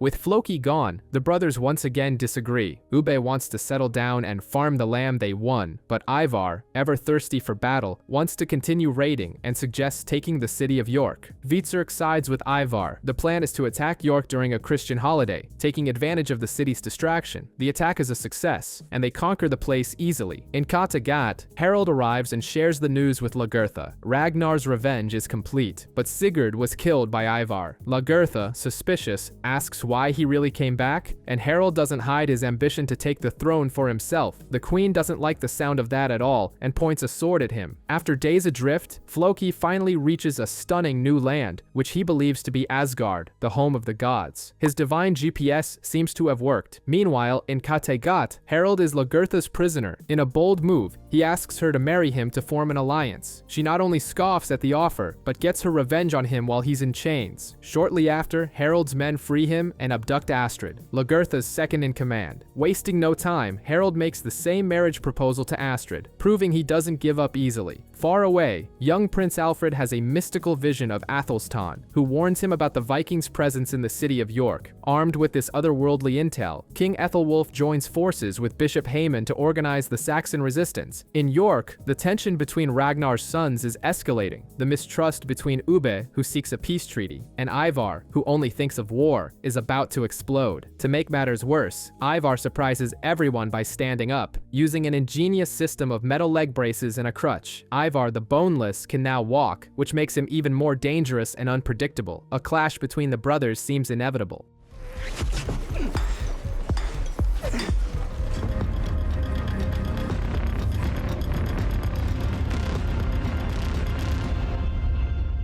Floki, in full-on castaway mode, is exploring the new land he found. He sits on a cliff's edge, washes a wound, and apologizes to Odin for his moment of weakness. Meanwhile, Astrid arrives in Norway with Harold, but the reception for her is anything but warm. Harold, on the other hand, is greeted like a rock star. He announces that he has avenged Ragnar and introduces Astrid as part of his grand plan to turn the place into the capital of Norway. He even invites her to sit on a throne, and she does, but with a look that says she'd rather be anywhere else. In York, Ivar asks a slave girl if she would be willing to be a sacrifice to the gods. The woman, instead of freaking out, says she'd do anything for him. She sits on his lap and gets real. She knows he's a cripple, but that makes him special, chosen by the gods, and destined for greatness. After that pep talk, Ivar simply sets her free. Across the way, Ethelwulf discovers that York's Roman walls are not secure. Haemond, the warrior bishop, says that's their way in. The attack is set for tomorrow. Little do they know. On the voyage to the Mediterranean, Bjorn is advised to pretend to be a merchant and take only 3 ships to avoid drawing attention. He complains he'll feel naked, but his advisor retorts, "Better naked than dead." Ethelwulf's army invades York, but it's all a trap. The Vikings attack from above, driving the Saxons into a ditch filled with stakes, like cattle to the slaughter. Ivar watches the whole thing from a prime spot. Ethelwulf saves Alfred amidst the chaos, and Ivar joins the fight in his chariot but is knocked down. He gets back up and shouts,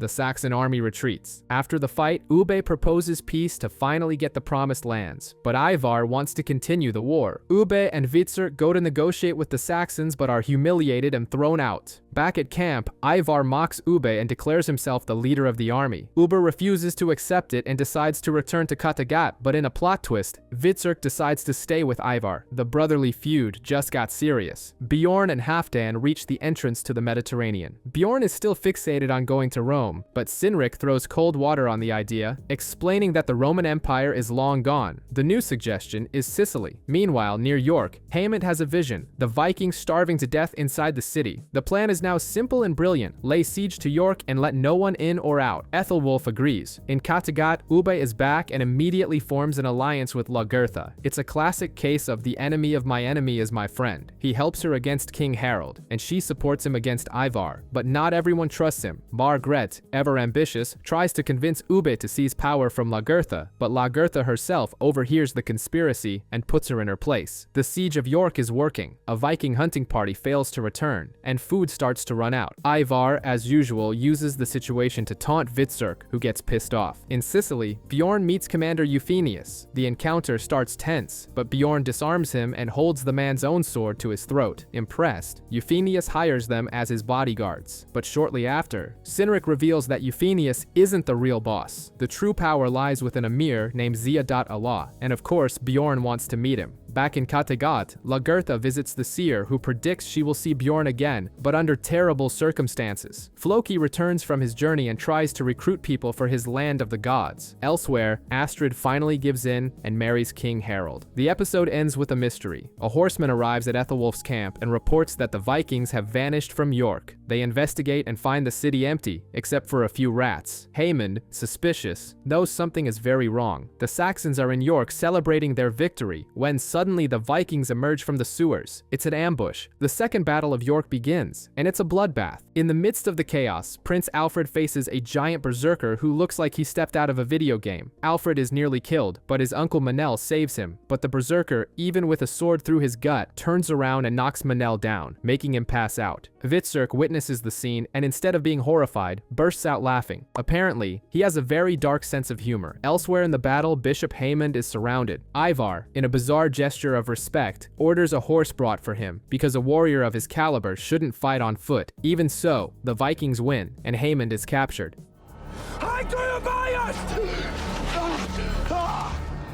Han drar mig till Capios. Han skulle svara som gåskan.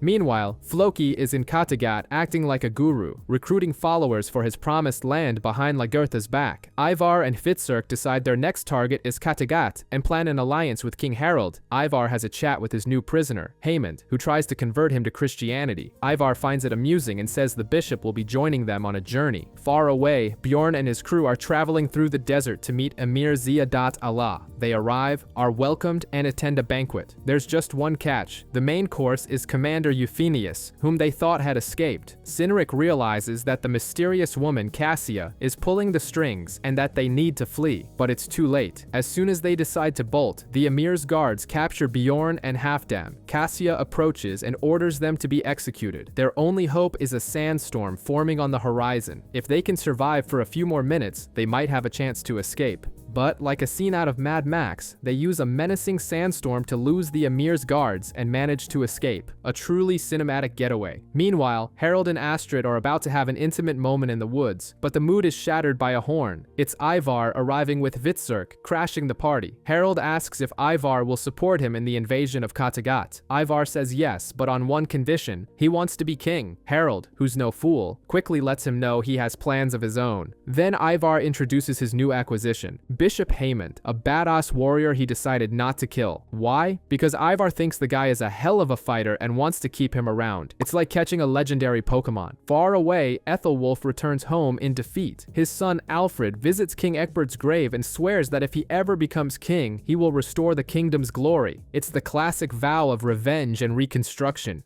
I will fight and struggle to restore your kingdom to its former glories. Perish in the trying.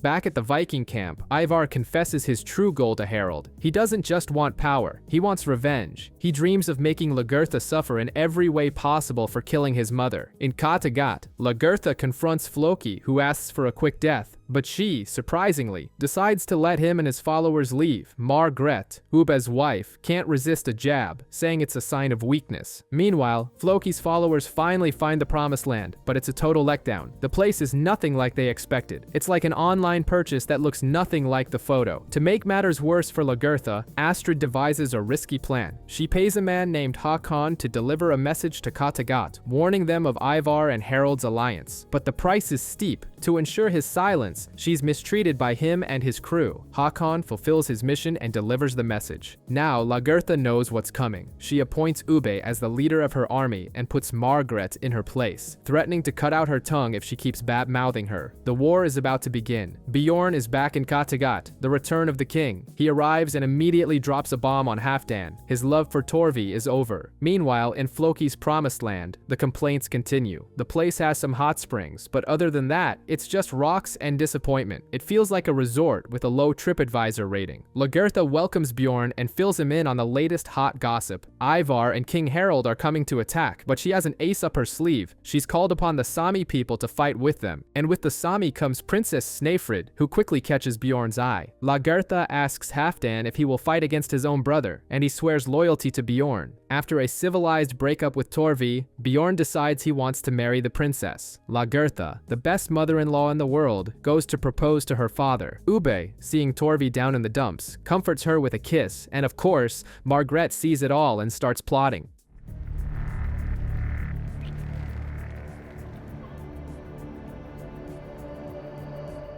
On the other side, Ivar and Bishop Haemon play a sort of Viking chess, sizing each other up. Haemon says he only fights for Ivar because he believes it's God's plan. Ivar doesn't quite trust him, but is intrigued. The tension is broken by news. Astrid is pregnant. Harold is ecstatic. This complicates things for Astrid, who is now carrying the child of the man she plans to betray. To marry Snæfrid, Bjorn goes through a bizarre ritual where she ties him up before they get together. It's like 50 Shades of Grey, Viking edition. Far from it all, Alfred is in Lindisfarne on a spiritual journey. He has a vision and hears the voice of his father, Athos Tan. Back in Kattegat, the war council assembles. Lagertha and Bjorn watch the ships arriving, and she delivers the epic line, "The end of our world is finally here." Chills. The armies are ready. It's showtime. Ivar is hyped to avenge his mother and asks Hvitserk if he's ready to kill his own brother. On the other side, Torvi also heads into battle, leaving her children with the untrustworthy Margreta. While the war brews, in Floki's camp, the conflict is different. Build a temple to Thor or build houses first? Their priorities are completely out of whack. The two armies meet on the battlefield. Lagertha, trying to avoid a civil war, proposes a parley. Bjorn and Halfdan go to negotiate with Hvitserk and Harold. It's a super tense family reunion, with everyone hating each other. Ube begs Ivar to give up the war, reminding him they are all Ragnar's sons. Ivar pretends to agree. He says he can't fight his brothers, that he feels guilty for killing Sigurd. Everyone gathers. They toast to the peace agreement and, psych, Ivar throws his drink in Ube's face and screams that his promise to kill Lagertha still stands. He disowns Ube as his brother. War is inevitable. Halfdan, for choosing Bjorn's side, gets a punch from his brother Harold.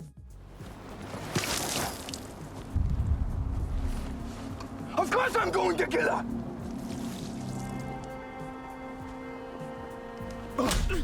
The battle begins. It's an all-out brawl, but Ivar, the master strategist, has a plan. He holds back part of his army and sends Hvitserk into a trap in the forest, where the Sami people are waiting. Harold's army starts taking a major beating and calls for reinforcements, but Ivar simply ignores them. He watches from the sidelines as his ally gets slaughtered, pure ice in his veins. Harold is forced to retreat, believing his warrior Bishop Haemond died in the fight. But in the end, Lagertha finds Haemond collapsed on the battlefield, gravely wounded but alive. Instead of finishing him off, she orders her men to save her enemy. No one understands why, not even her. What a cliffhanger. Haemond wakes up and the first thing he asks Lagertha is, "Why didn't you kill me?" And Lagertha, with that look of someone who knows more than she's letting on, replies that she doesn't know, but maybe they'll find out together. Romance is in the air. Meanwhile, Hvitserk reveals he has an important contact, Grollo, who promised to help if he ever needed it. And what do you know? Help has arrived. An army of Franks shows up to join Ivar.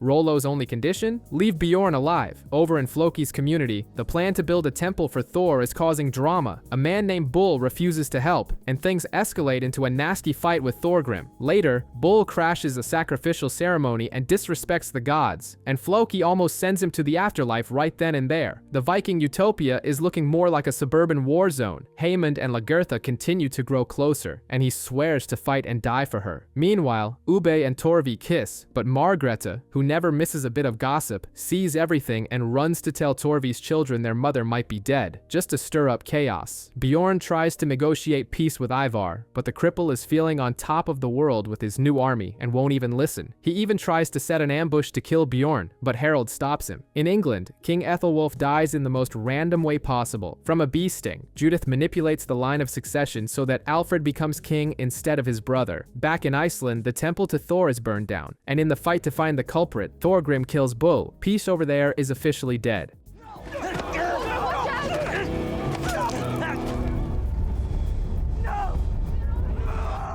The battle finally begins. Haemond and Lagertha share one last kiss, and she seems resigned to the fact that her end has come. On the battlefield, the brothers face off. Ube confronts Hvitserk but can't bring himself to kill him. Harold, however, shows no such mercy and kills his own brother Halfdan in a heartbreaking scene, promising to meet him in Valhalla. The war takes its toll on everyone. Bjorn loses his beloved Snæfrid and her father in an ambush. Tragedy seems to follow Lagertha. She watches Torvi's son Guthrum get killed by Hvitserk her. Shortly after, Astrid, pregnant with Harold's child, approaches and begs Lagertha to kill her, as she can't bear the thought of having the enemy's child. Astrid attacks, forcing Lagertha's hand, and Lagertha stabs her. It's probably the worst day of her life in Floki's colony. The chaos continues. He tries to make peace with Eyvind, who lost his son, by offering him the position of lawgiver to prevent a cycle of revenge. Meanwhile, Margrethe goes to the seer to ask if she will be queen, and he basically laughs in her face, telling her she will never be queen, and that her ambition is madness. In the fight, Ivar unleashes the Frankish soldiers, who turn the tide. Bjorn is forced to order a retreat. The defeat is absolute. Floki finds Thorgrim's body floating in the water. Bjorn finds Snæfrid dead in the forest. Torvi returns to Kattegat and takes her children back from Margrethe, and in the most shocking scene, Bjorn finds Lagertha, but her hair, once blonde, has turned completely white from the trauma. As if that weren't enough, a ship arrives at the harbor. It's Rollo.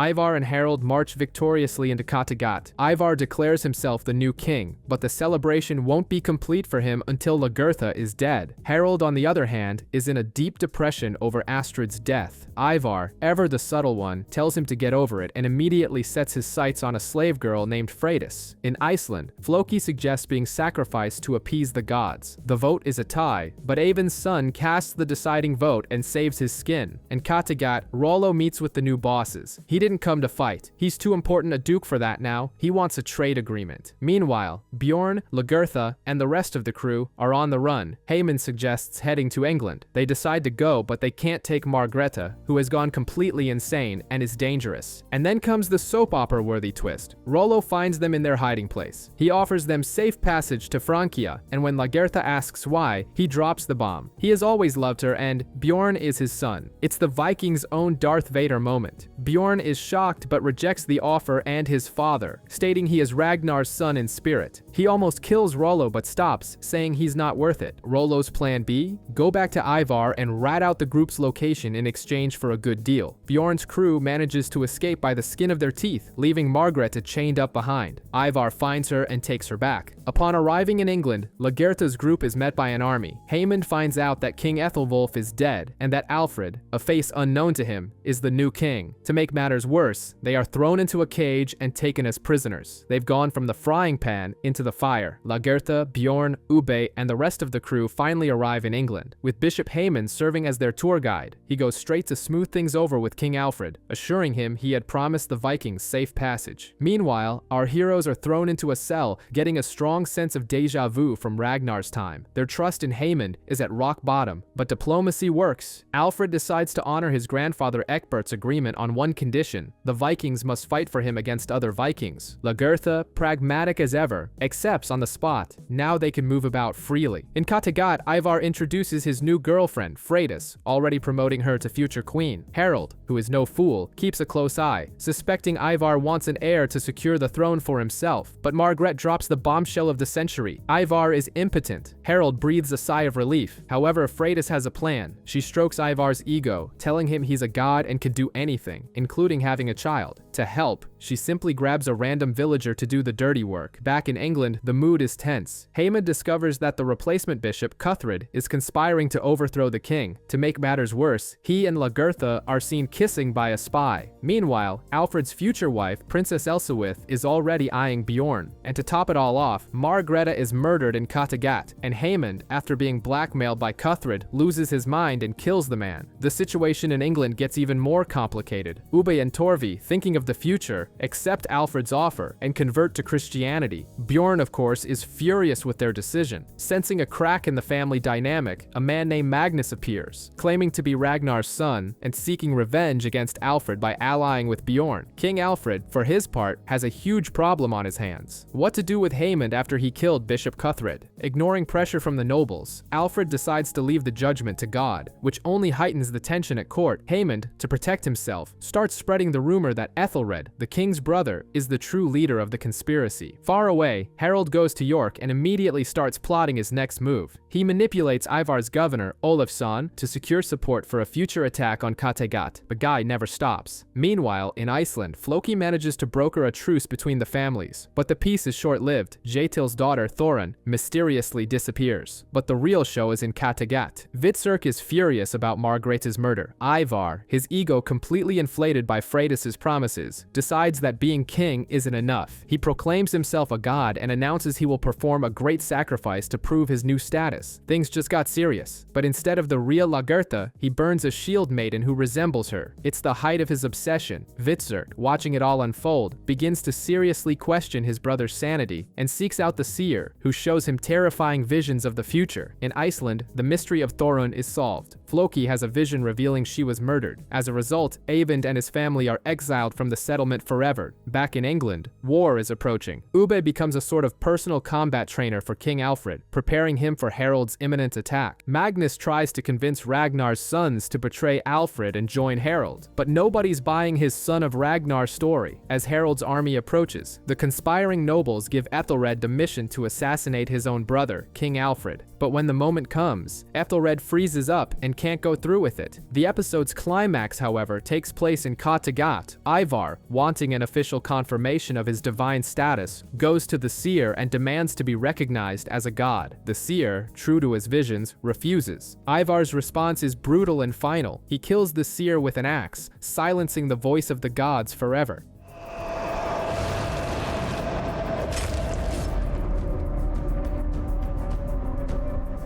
Ivar disposes of the seer's body under the cover of darkness, but gives an Oscar-worthy performance in public, promising to find those responsible and bring them to justice. Meanwhile, in England, Haemon has such a sinister nightmare about hell that he wakes up and breaks things off with Lagertha. She is shocked and accuses him of never truly loving her. In Wessex, Alfred has a nobleman arrested for treason, and his mother Judith, who doesn't mess around, uses some heavy-handed interrogation methods to extract information about the conspiracy. Harold's army finally arrives, and Ubbe tries to handle things diplomatically, offering him a hefty sum to turn back. But then Magnus crashes the party and inadvertently reveals that Alfred and Ubbe have set a trap. With their escape route blocked by a fire set by Ubbe, Harold's army has no choice but to attack with everything they've got. The English get the upper hand and kill one of the Viking jarls. In the midst of the chaos, the shield maiden Gunhild finishes off an already wounded Haemond, gets a stab in on Bjorn, and is ultimately captured. And Lagertha, she simply vanishes in the chaos, like smoke. Alfred barely begins to celebrate his victory when Judith arrives and drops a bombshell. The leader of the conspiracy against him is his own brother, Ethelred. Alfred, in a sort of peace and love mood, tells Judith he has forgiven his brother, Ethelred, but Judith isn't buying it. She confronts her son, who swears up and down that the only reason he didn't lead the conspiracy is his loyalty to the king. Yeah, right. Across the sea, Ivar learns of Harold's defeat and begins drafting his own plan to invade Wessex. Meanwhile, Alfred cedes the region of East Anglia to the Norsemen, but Bjorn is not happy to see Ubbe and Torvi convert to Christianity. With help from Gunhild, who reveals Harold's plan to attack Kattegat, Bjorn heads north to strike a deal with Harold himself. In Kattegat, Hvitserk meets a merchant and becomes fascinated with Buddhism, seeking a bit of inner peace. In Iceland, Helgi returns nearly frozen, with news that Eyvind is sick and repentant, prompting Jeitil to organize a rescue expedition. In York, Bjorn and Gunhild are welcomed by Harold, but the mood sours when he realizes the two are a couple. To make matters worse, Alfred falls ill, and Judith's paranoia about Ethelred reaches its peak, leading her to take a drastic measure. She poisons her own son. Ethelred's funeral takes place as Alfred miraculously recovers his health. Judith can't hold it in and confesses that she was the one who poisoned her son. Alfred is furious, but she lays out the hard truth. To stay in power, sometimes you have to do terrible things. The peace is short-lived, as news soon arrives that a massive Danish fleet is heading for Wessex. Ubbe, full of confidence, convinces the king to appoint him leader of the army. In York, Harold makes the same deal with Bjorn that he had with Ivar. When Bjorn dies, Kattegat will be his. Later, in private, Bjorn professes his love for Gunhild, who cleverly implies she might marry him, but only when he is king of all Norway. In Kattegat, Ivar is worried about Hvitserk and sends him on a diplomatic mission to meet with an ally. In Iceland, the rescue party finds Eyvind and his family in a deplorable state, but in a dark twist, Jeitil and his sons slaughter them all, while Floki is held hostage. Floki begs for Helgi's life, but Jeitil shows no mercy. Back at the camp, Floki reports the bloodbath, and a devastated Og throws herself from a waterfall.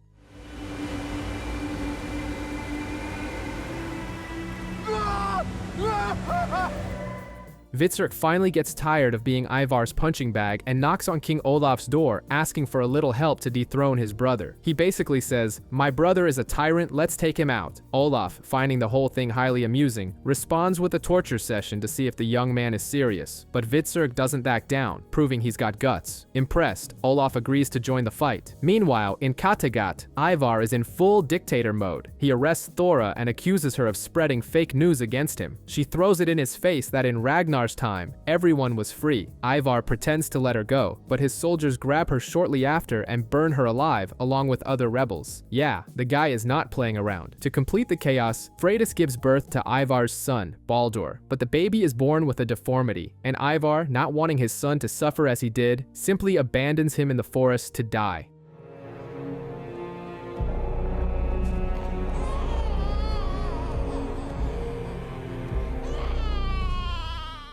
Far away in England, Judith discovers she has a tumor and seeks out a healer. There, she finds Lagertha in a feral state, completely lost. Judith rescues her and takes her to the palace. At the same time, Ubbe tries to negotiate with the leaders of the Dark Danes, offering them land. When one of them, King Frodo, refuses, Ubbe challenges him to single combat, and Floki, he buries Odd, gives up on Iceland and goes into the middle of nowhere to confront the gods, finding a cave he believes to be the gate to hell. In England, King Alfred's mother Judith succumbs to cancer and dies. The beef Ubbe started with King Frodo comes to an end. Ubbe wins the fight but is gravely wounded. On the brink of death, he gives a shout out to Odin and manages to pull through.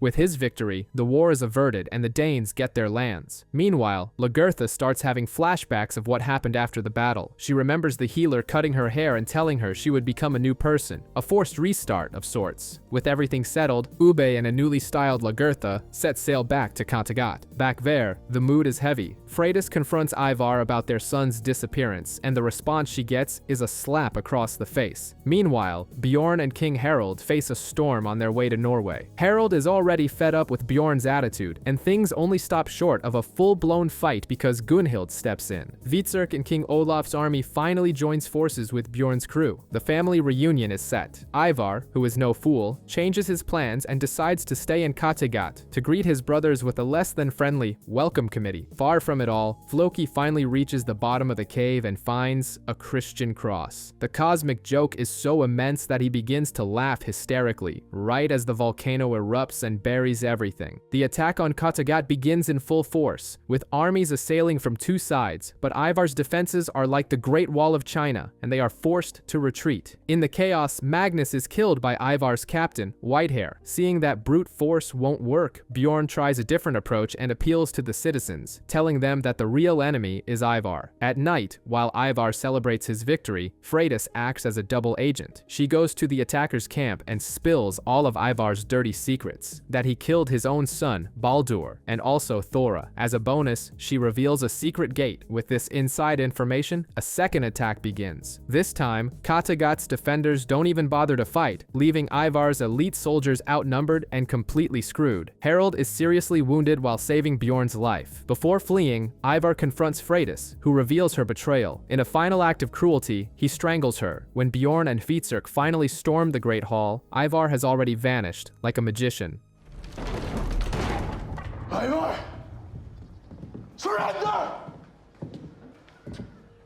Bjorn is declared the new king, with Lagertha returning for the coronation, but the peace is short-lived. Bjorn has a vision of the seer, who warns him that the war is not yet over, and far, far away, Ivar and his followers travel east, ready to start chaos somewhere else. We open with Ivar and his bodyguard, Vigrid, taking a stroll along the Silk Road, but their peaceful journey is cut short when they enter the territory of the Kievan Rus, and are captured by the men of Prince Oleg the Prophet. Oleg isn't playing around. He pushes until he gets the whole story out of Ivar. Intrigued by the exiled king, Oleg decides he could be useful. The two form a bizarre friendship, the kind that starts with a super casual chat about how Oleg murdered his own wife. Just bro things. Oleg reveals his ambitious plan to reclaim his ancestors' lands in Scandinavia, and he invites Ivar to join the party. Meanwhile, in Kattegat, Bjorn is cleaning house and exiles Whitehair and the rest of Ivar's remaining followers. Lagertha, on the other hand, announces she's done with the warrior life. Her plan is simple: retirement. She wants to rebuild her old farm and live out the rest of her days in peace, far from all the drama. But the peace doesn't last long. Messengers arrive with some hot gossip. King Olaf has invaded King Harald's kingdom and taken him hostage, and since Harald has already saved Bjorn's skin twice, he's now calling him the favor and asking for help to regain his freedom and his lands. Completely ignoring Lagertha's advice, Bjorn decides he is, in fact, going to help King Harald, because listening to your mother is for the weak, right? Meanwhile, Yetil returns to Kattegat looking for new people to help settle Iceland. Ube is very interested in the idea, especially since Yetil mentions that one of the settlers, a man named Othair, has spotted new land west of Iceland. Smells like adventure. In the midst of all this, Torvi reveals she's pregnant, but the good vibe ends when Yetil casually mentions that Floki has simply vanished. This raises a red flag for Bjorn. Suspicious, he practically forces Yetil to join his army for the rescue mission. Over in the land of the Rus, Oleg and Ivar take a trip to Novgorod. The mission: to retrieve Igor, Oleg's nephew, and be heir to the kingdom. Oleg uses the family outing to poison his own brother, Askold. Ivar, for his part, begins to form a bond with the boy Igor. The family reunion gets even more tense when Dir, Oleg's other brother, shows up to arrest him. But Oleg, who isn't called the Prophet for nothing, shows off his seer-like powers by revealing that Dir has a secret wife named Anna. Shocked, Dir is forced to retreat and let his brother go. Back in Kiev, with Igor and Ivar in tow, Oleg solves the problem with his brother Dir the only way he knows how, by attacking and imprisoning the man. While Ivar is teaching young Igor the Old Norse language, they come across Dir, injured and tied up. Igor finds the scene hilarious, but even Ivar the Boneless is a bit disturbed by the level of cruelty. In Kattegat, Bjorn is preparing for war, but finds time to cheat on Gunhild with her handmaiden Ingrid. He then leaves to rescue Harald, putting Ube in command and leaving his children, Hali and Asa, with Grandma Lagertha. Ube tries to keep things running and plans to send Vitsirk on a trade expedition along the Silk Road, but Vitsirk is not well. He is tormented by visions of his deceased lover Thora and the murder of his mother Aslaug. To make matters worse, Gunhild reveals to Fitzur that she's pregnant. Lagertha's retirement is officially cancelled. Whitehair and his bandits attack and assault her neighbors, who run to the legendary Shield Maiden for help. In Vestfold, Harald tries to convince his guard, Canute, to release him, but Canute reveals that the rescue party has already arrived. Bjorn is right outside. Bjorn's plan is bold. He and his warriors try to invade the harbor by swimming, but Olaf has set a trap and poured oil on the water, turning the bay into a fiery hell. Bjorn is forced to retreat. To make the mood even worse, Yetil arrives and drops a bombshell. He confesses to killing Avon's family, but swears up and down he had nothing to do with Floki's disappearance. Bjorn, of course, gives him a look that says, yeah, sure. Far away in Kiev, Ivar is playing 5D chess. He's subtly undermining Oleg's authority, telling young Igor that all of this is his by right, and promising to help a certain Dir escape in exchange for future support. When Oleg reveals he's assembling an army to invade Scandinavia, Ivar gets the picture. He's just a figurehead king, a puppet in this crazy plan. Meanwhile, Lagertha's village turns into a battlefield. Whitehair and his gang attack with full force. The farmers fight bravely, but many die, including young Hali. The news of the battle reaches Kattegat in a mystical way. Gunhild has a vision, like a disturbance in the force, and rushes to help Lagertha. To wrap things up, Ube tries to give Vitsirk a confidence boost by putting him in charge of a trade expedition, but the guy manages to lose the ship, and Ube simply gives up on his brother. And in the midst of all this chaos, Olaf calls Bjorn and Harald for a meeting and proposes a revolutionary idea: to elect a single king for all of Norway, and his candidate is Bjorn himself. The mood in Vestfold feels like a political party convention with the arrival of Jarl Thorkel to participate in the great election. Meanwhile, Gunhild finally finds Lagertha and learns about Hali's death. The news hits her like an anvil, and she decides she's not going anywhere. She'll stay and fight alongside her shield maidens. Vitsirk, on the other hand, is in a downward spiral of misery. Tormented by visions of Thora, he swears on his arm ring that he will send Ivar to his grave. Back to politics, Thorkel suggests that the election be open to anyone, and everyone everyone agrees. The race for the throne of Norway has officially begun. Over in Kyiv, Ivar is busy being a master of escapes, helping Deer to flee. It's then that Oleg introduces his bride, Princess Katya, and Ivar's jaw hits the floor. The woman is the spitting image of Freydis. Like a clone out of a sci-fi movie, Vitserk is so deep in the gutter that he sells his arm ring for magic mushrooms and ale. During his trip, he has a bizarre vision of the seer. At the election, Olaf and surprisingly, Harald vote for Bjorn. To worsen Vitserk's state, Ubbe discovers that Ivar is alive and well in Kyiv. When the news arrives, Vitserk's already scrambled mind transforms Ivar into a monster straight out of a nightmare. Whitehair and his gang return for another round at Lagertha's village, but this time the story is different. The villagers win the battle, which ends with an epic duel. Lagertha versus Whitehair. She finishes him, but leaves the fight gravely wounded, barely able to stand. Even so, she mounts her horse and rides for Kattegat. In Kyiv, Oleg marries Katya, and their wedding night becomes a psychological torture show for Ivar, with the two getting it on in front of him just to provoke him. Super awkward. Back in Norway, the election results are in, and surprise. Harald is the new king of all Norway. The guy went around promising the world to everyone and got himself elected. Kjetil, who was promised he'd be king of Iceland, realizes that Harald can't be trusted and plans to kill Bjorn. He rushes to warn his friend, who has now become a target. Harald's men corner Bjorn and Kjetil, but an outlaw named Eric appears out of nowhere and saves them, like a Viking Han Solo. Lagertha finally arrives in Kattegat, dragging herself towards the Great Hall. At the same time, Vitserk, completely hallucinating, sees Ivar in the form of a giant serpent and attacks it with everything he's got. When the hallucination fades, he realizes the tragedy. The serpent he stabbed was, in fact, Lagertha. He has just killed one of the greatest legends in the entire Viking world.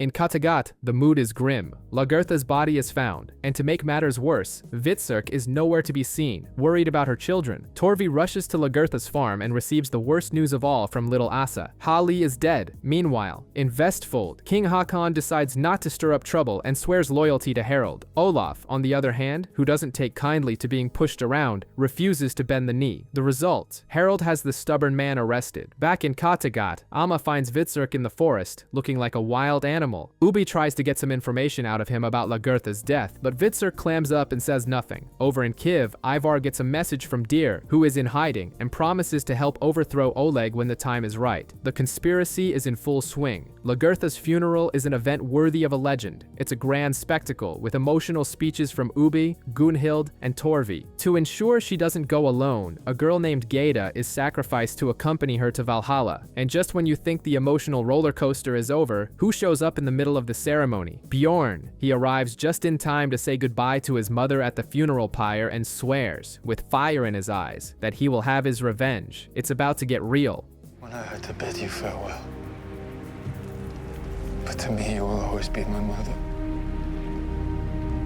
who protected and fought for me, and I swear I will fight for you now. Things kick off with Vitserk's trial for the murder of Lagertha. Without mincing words, he confesses to the crime, and Bjorn, enraged, sentences the man to be burned at the stake. Ubbe tries to play lawyer, asking his brother to beg for mercy, but Vitserk is on a "the gods guided my hand" vibe, convinced he avenged his mother Aslog. Just as the fire is about to be lit, Ubbe plays the hero and saves his brother's skin. Bjorn's plan B, banishment. Get out of here, Vitserk. Shortly after, Gunhild catches Bjorn red-handed with Ingrid, and instead of causing a scene, she has a very progressive idea. She suggests Bjorn marry Ingrid as well. Viking modern family. Meanwhile, Ubbe, Torvi, and little Asa pack their bags and set off for Iceland. Far away, in Kyiv, Oleg begins sending out appetizers of attacks on Scandinavia, just to test the waters before the real invasion. Little Igor tries to act brave and stands up to Oleg, who threatens the boy. Who shows up to console the crying prince? Ivar. What an unlikely pair. One of the Rus' rage destroys a village, and the survivors rush to warn Harald. Even Olaf from his cell sends the message. A massive invasion is on its way. Over in Iceland, Ubbe meets Oðir, a wanderer who seems to have walked out of a fantasy novel, talking about a golden land to the west. Meanwhile, Torvi goes through a grueling labor, almost makes it to Valhalla, but ultimately survives and gives birth to a boy, whom they name Ragnar. Then comes the plot twist. Oh, there is actually a former Christian monk named Athos Tan. Ube is furious and wants to sacrifice the man, but Torvi throws it in his face that he himself was once baptized. To add to the mystery, Oder gives Ube Floki's ring, saying he found it before he disappeared. Ube is left deeply suspicious. In Kattegat, Bjorn makes it an official throuple and marries Ingrid, with Gunhild's blessing. He sends his ally Eric to patrol the borders, but the group is attacked by Oleg's soldiers. Bjorn's plan is to send Eric to ask Harold for help, but upon arrival, Harold arrests him. Great diplomacy. Olaf saves the day, convincing Harold, even from his prison cell, to join forces with Bjorn. And Hvitserk, he's found by the Rus and taken directly to Ivar in Kiev. He tells him he killed Lagertha and is welcomed with open arms by Oleg and Katya. Ivar also receives a message that Deer awaits his help to overthrow Oleg after the invasion. To top it off, Oleg holds a massive military parade and declares that paganism is over. The war is now a religious one. In Vestfold, the crew prepares for the fight against the Rus. Bjorn and Harold are fortifying everything they can. The fjord, the river, and the beach, basically turning the place into a fortress. But tensions are already high. Amid the preparations, Gunhild loses the baby. To make matters worse, Harold, angry that Bjorn took a second wife, takes his frustration out on Ingrid. Meanwhile, of all the kings and jarls of Norway, only good old Thorkel shows up to help. The situation is dire. On the other side, in Kiev, Katya hits on Ivar, but he shuts her down. Later, she tests the waters, saying she's not happy in her marriage to Oleg. Ivar, the strategist, helps Oleg plan the invasion and suggests a two-pronged attack, from the beach and up the river, despite a mountain in between. It's the kind of plan that either works brilliantly or fails spectacularly. The battle begins. The main Rus fleet attacks the beach where Bjorn, Harold, and Eric lead the defense. Meanwhile, Ivar, Hvitserk, and Oleg manage to break through the river blockade, which was being defended by Gunhild. And here comes the masterstroke. The Rus scale the mountain and encircle the Viking army on the beach. A brilliant move that caught everyone by surprise. Things go south fast. Thorkel is killed and Harold is gravely wounded. Eric tries to help, but Harold tells him to get lost. Bjorn keeps fighting even as his army is being slaughtered until suddenly Ivar appears and runs him through with a sword. A total victory for the Rus. After the beatdown, the Rus occupy Tomdrup and prepare to attack Kattegat. We find out that Harold didn't die but was captured along with King Olaf. Oleg, in an act of pure cruelty, makes young Igor burn King Olaf alive. Harold, having no intention of becoming a pawn in Oleg's game, manages to make a run for it and escapes. Meanwhile, in Kattegat, reinforcements arrive, and the big surprise, Bjorn is also alive, but he's hanging on by a thread, slowly dying. On another side of the world, in Iceland, Ube prepares for his expedition and discovers that Jetil and Frodi killed Eyvind's family. Back in Norway, Bjorn learns that Ingrid is pregnant and believes the child is his. A king named Hakon tries to be clever. He goes to the Rus camp, lies that Bjorn is dead, and surrenders. But the plan backfires and he's killed on the spot. During the Rus celebration, the impossible happens. Bjorn appears on horseback, covered in blood, looking like a ghost from hell. The sight terrifies the enemy so much they panic. Ganbatar, Oleg's captain, shoots several arrows into Bjorn, but even as he's dying, he manages to order the attack, appearing immortal.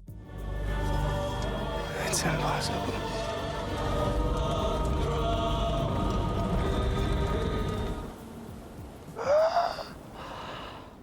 Inspired, the Norsemen charge with everything they've got. Gunhild takes beautiful revenge for Amma. Defeated and terrified, the Rus flee Norway. Bjorn finally dies and is entombed as the legend he became. Oleg's army returns to Kiev with their tails between their legs. Oleg, obviously, is not happy. He separates Igor from Ivar and destroys the boy's room, saying he's going to make a man out of him. In Kattegat, Gunhild is mourning Bjorn. Eric, acting like a regular Littlefinger from Game of Thrones, approaches her and suggests she run for queen. Shortly after, he makes the same offer to Ingrid, pitting one against the other. Both accept, each for her own reasons. Oleg completely loses it. He forces his army officers to dig their own graves and then has them killed, forcing Igor to execute one of them. The situation gets so tense that Deer, a secret ally, approaches Ivar and Igor to say the time to turn the tables has come. Many of Oleg's soldiers have switched sides, and he's ready to strike. The plan is for Ivar to get Igor out of there when the signal is given. Meanwhile, in Iceland, Iceland, Kjetil is racked with guilt over the murders and thinks Ube's expedition could be his redemption. In Kyiv, after a conversation about Freydis, Ivar finally gives in and sleeps with Katya. The problem? Right after, she asks about Dyr's plans, and Ivar, in a moment of weakness, tells her everything. Did he just hand over the coup on a silver platter? In Kattegat, the race for the throne is heating up, with Ingrid and Gunhild vying for the crown. But out of nowhere, who shows up? King Harald, returning like a secret video game character to claim what's his.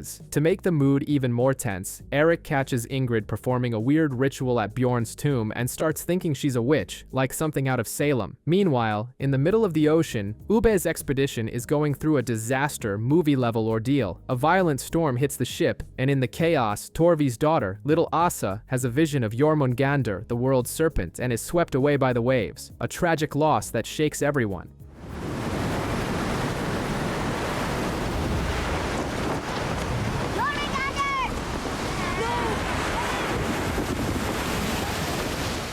Over in Kyiv, the brotherly beef is on fire. Ivar is prevented from seeing Igor, and Vitserk, who has switched sides, is now with Oleg. The two get into a brawl, and Ivar gets the worst of it. Oleg, being the master manipulator he is, even offers Ivar the chance to kill Vitserk, but then Katya enters the scene, hands Ivar a weapon, and informs him that Prince Dyr is ready to move. Ivar then convinces Vitserk to join the escape plan. Taking advantage of Oleg being busy with Good Friday ceremonies, the group tries to escape Kyiv in a cart. But of course, it wasn't going to be that easy. Oleg notices Igor is missing, and we know things are about to get ugly. The escape from Kyiv continues, and Ivar and Igor's cart passes through a bizarre street play, with Oleg playing none other than Jesus Christ. It's peak madness. A bishop even stops the cart, but after recognizing Igor, he lets them pass. Mission accomplished. The boy is delivered to Prince Dyr, who has already assembled an army to end Oleg's reign. Back in Kattegat, Harald is crowned king, and Eric becomes his captain of the guard. Without wasting any time, the new king wants to marry both Gunhild and Ingrid, convinced that the child Ingrid is expecting is his. The gossip gets heavy when Ingrid confesses to Gunhild that even she doesn't know who the baby's father is. Gunhild is devastated and starts to think the golden age of the Vikings is over. Far away, Ube's expedition finally finds land, but the disappointment is immense. The place is an icy wasteland, nothing like the golden land Odair promised. It's like buying a product online and receiving a much worse version. As a joke, Kjetil names the place Greenland. They divide the land, but the problem is there's no food. Until, like a miracle, or perhaps a curse, a giant whale washes ashore, right on Kjetil and Frodi's land. The tension in the air becomes almost palpable. Dyr's army marches on Kyiv, and taking the city is easier than stealing candy from a baby. The people simply open the gates. Oleg, who has completely lost his mind, appears on a balcony begging for Igor's forgiveness. With a little push from Ivar, the kid doesn't think twice. He puts an arrow in Oleg and ends the matter. I'm sorry. Father, forgive them. During the celebration, Katya reveals she's pregnant with Ivar's child, but his mind is elsewhere and he gives her the cold shoulder. Before leaving, Ivar has a heart-to-heart with Igor, telling him that now he must be a king on his own. In Kattegat, the drama only intensifies. Ingrid throws it in Eric's face that he was the one who sold her into slavery in the past. The plot twist no one saw coming. Harald marries Ingrid, but on the same day, Gunhild decides she'd rather join Bjorn in Valhalla and throws herself into the sea to die. A truly heavy scene.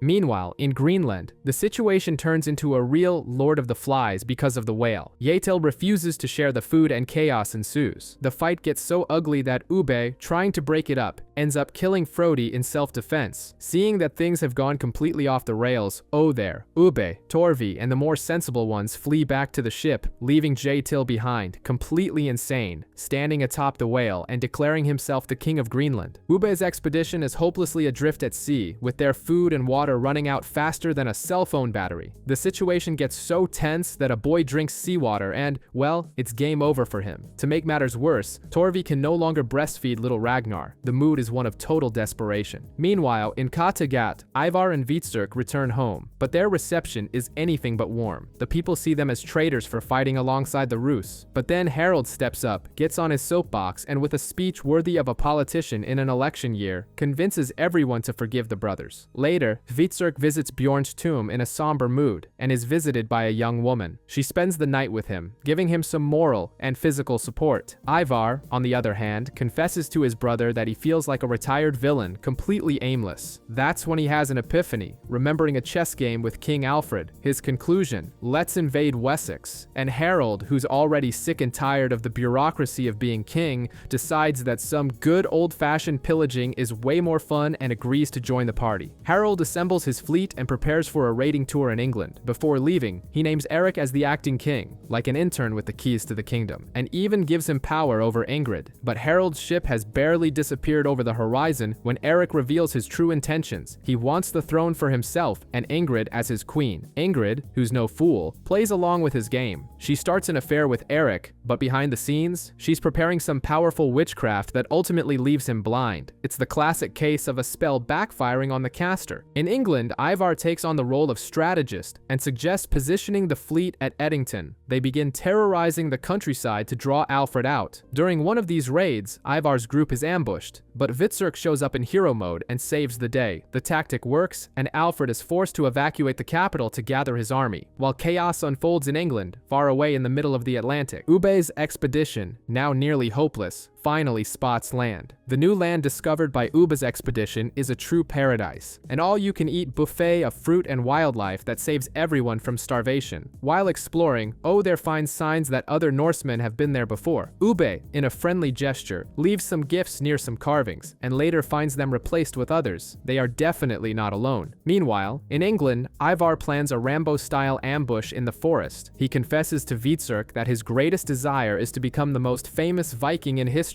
Hvitserk, however, grows concerned when he notices Ivar's eyes are an intense blue, for them a neon-flashing warning sign that he's in danger of breaking a bone. On the other side, Alfred has successfully gathered his army. In Kattegat, the now blind Eric has become a puppet in Ingrid's hands. She's running the show, even ordering the assassination of a Danish king who converted to Christianity. Eric, blaming Ingrid for his blindness, decides to play the soap opera villain and orders a slave to kill her in exchange for freedom. Back in the Promised Land, Ubbe and the settlers come face to face with another settlement, but they aren't greeted with open arms. They are quickly surrounded by native warriors, and the situation turns serious. The tribe invites the settlers for a meal. Meanwhile, some backstage gossip is brewing. Orlig tells his fellow slave, Nissa, that Eric ordered a hit on Ingrid. Back in the New World, Oder and Ubbe notice something strange. The tribe's chief knows a bit of Old Norse. He explains that another Viking explorer had been there before, but not everyone is focused on diplomacy. The settler Nod finds gold in the natives' gifts and becomes obsessed, wanting to know where more came from. Meanwhile, in Kattegat, Eric's plan goes down in flames. Nissa seduces him in a cabin, and bam, she stabs him. At the same time, Ingrid's men intercept Orlig and take him out too. Ingrid played 4D chess and eliminated everyone. In England, things are looking grim. Alfred's forces march through the forest and walk right into Rambo-level traps set by the Vikings. The Norsemen stage an ambush, and the English are forced to retreat. In the chaos, Alfred has a vision of Jesus and becomes convinced he will win in the end. But not all is well for the Vikings. Harold gets lost in the fog and is fatally stabbed by Bishop Aldulf. On his deathbed, he hallucinates his brother Halfdan, who appears like a Force ghost from Star Wars, saying he's come to take him to Valhalla. Before he goes, Harold takes the bishop with him. In the end, the natives lead Ubbe to the man from whom they learn Norse. And who is it? None other than Floki.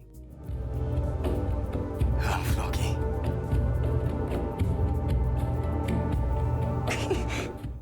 Now looking like a hermit from an indie film, tells Ubbe and Torvi how he got there, explaining he grew disillusioned with the people in Iceland and just left. Meanwhile, in England, Ivar and Alfred try to negotiate, but Alfred isn't playing games and refuses his terms. In the new land, Nod's greed leads to tragedy. While searching for gold, he ends up killing the chief's son. Obviously, the natives are furious and capture Nod. Ubbe promises justice, and everyone expects a blood eagle, but at the last minute, he opts for a quicker method.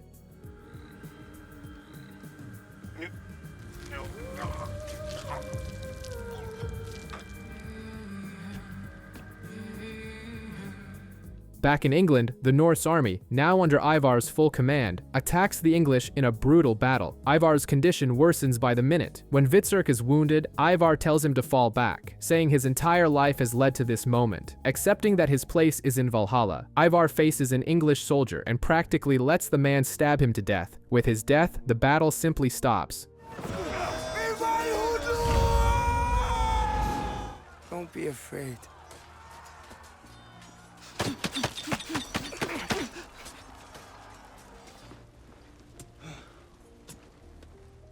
The Norsemen return home, while Hvitserk buries his brother. Alfred makes a shocking offer. He invites Hvitserk to come with him. A short time later, Hvitserk is baptized with the Christian name Athelstan. Over in Kattegat, Ingrid learns of Ivar and Harald's deaths and becomes the Queen of Norway. The series ends with Ube and Floki talking on a beach. Floki offers some Zen master advice: forget the past. He says he will die soon, and Ube asks, is this the end? The two remain silent, just watching the sunset.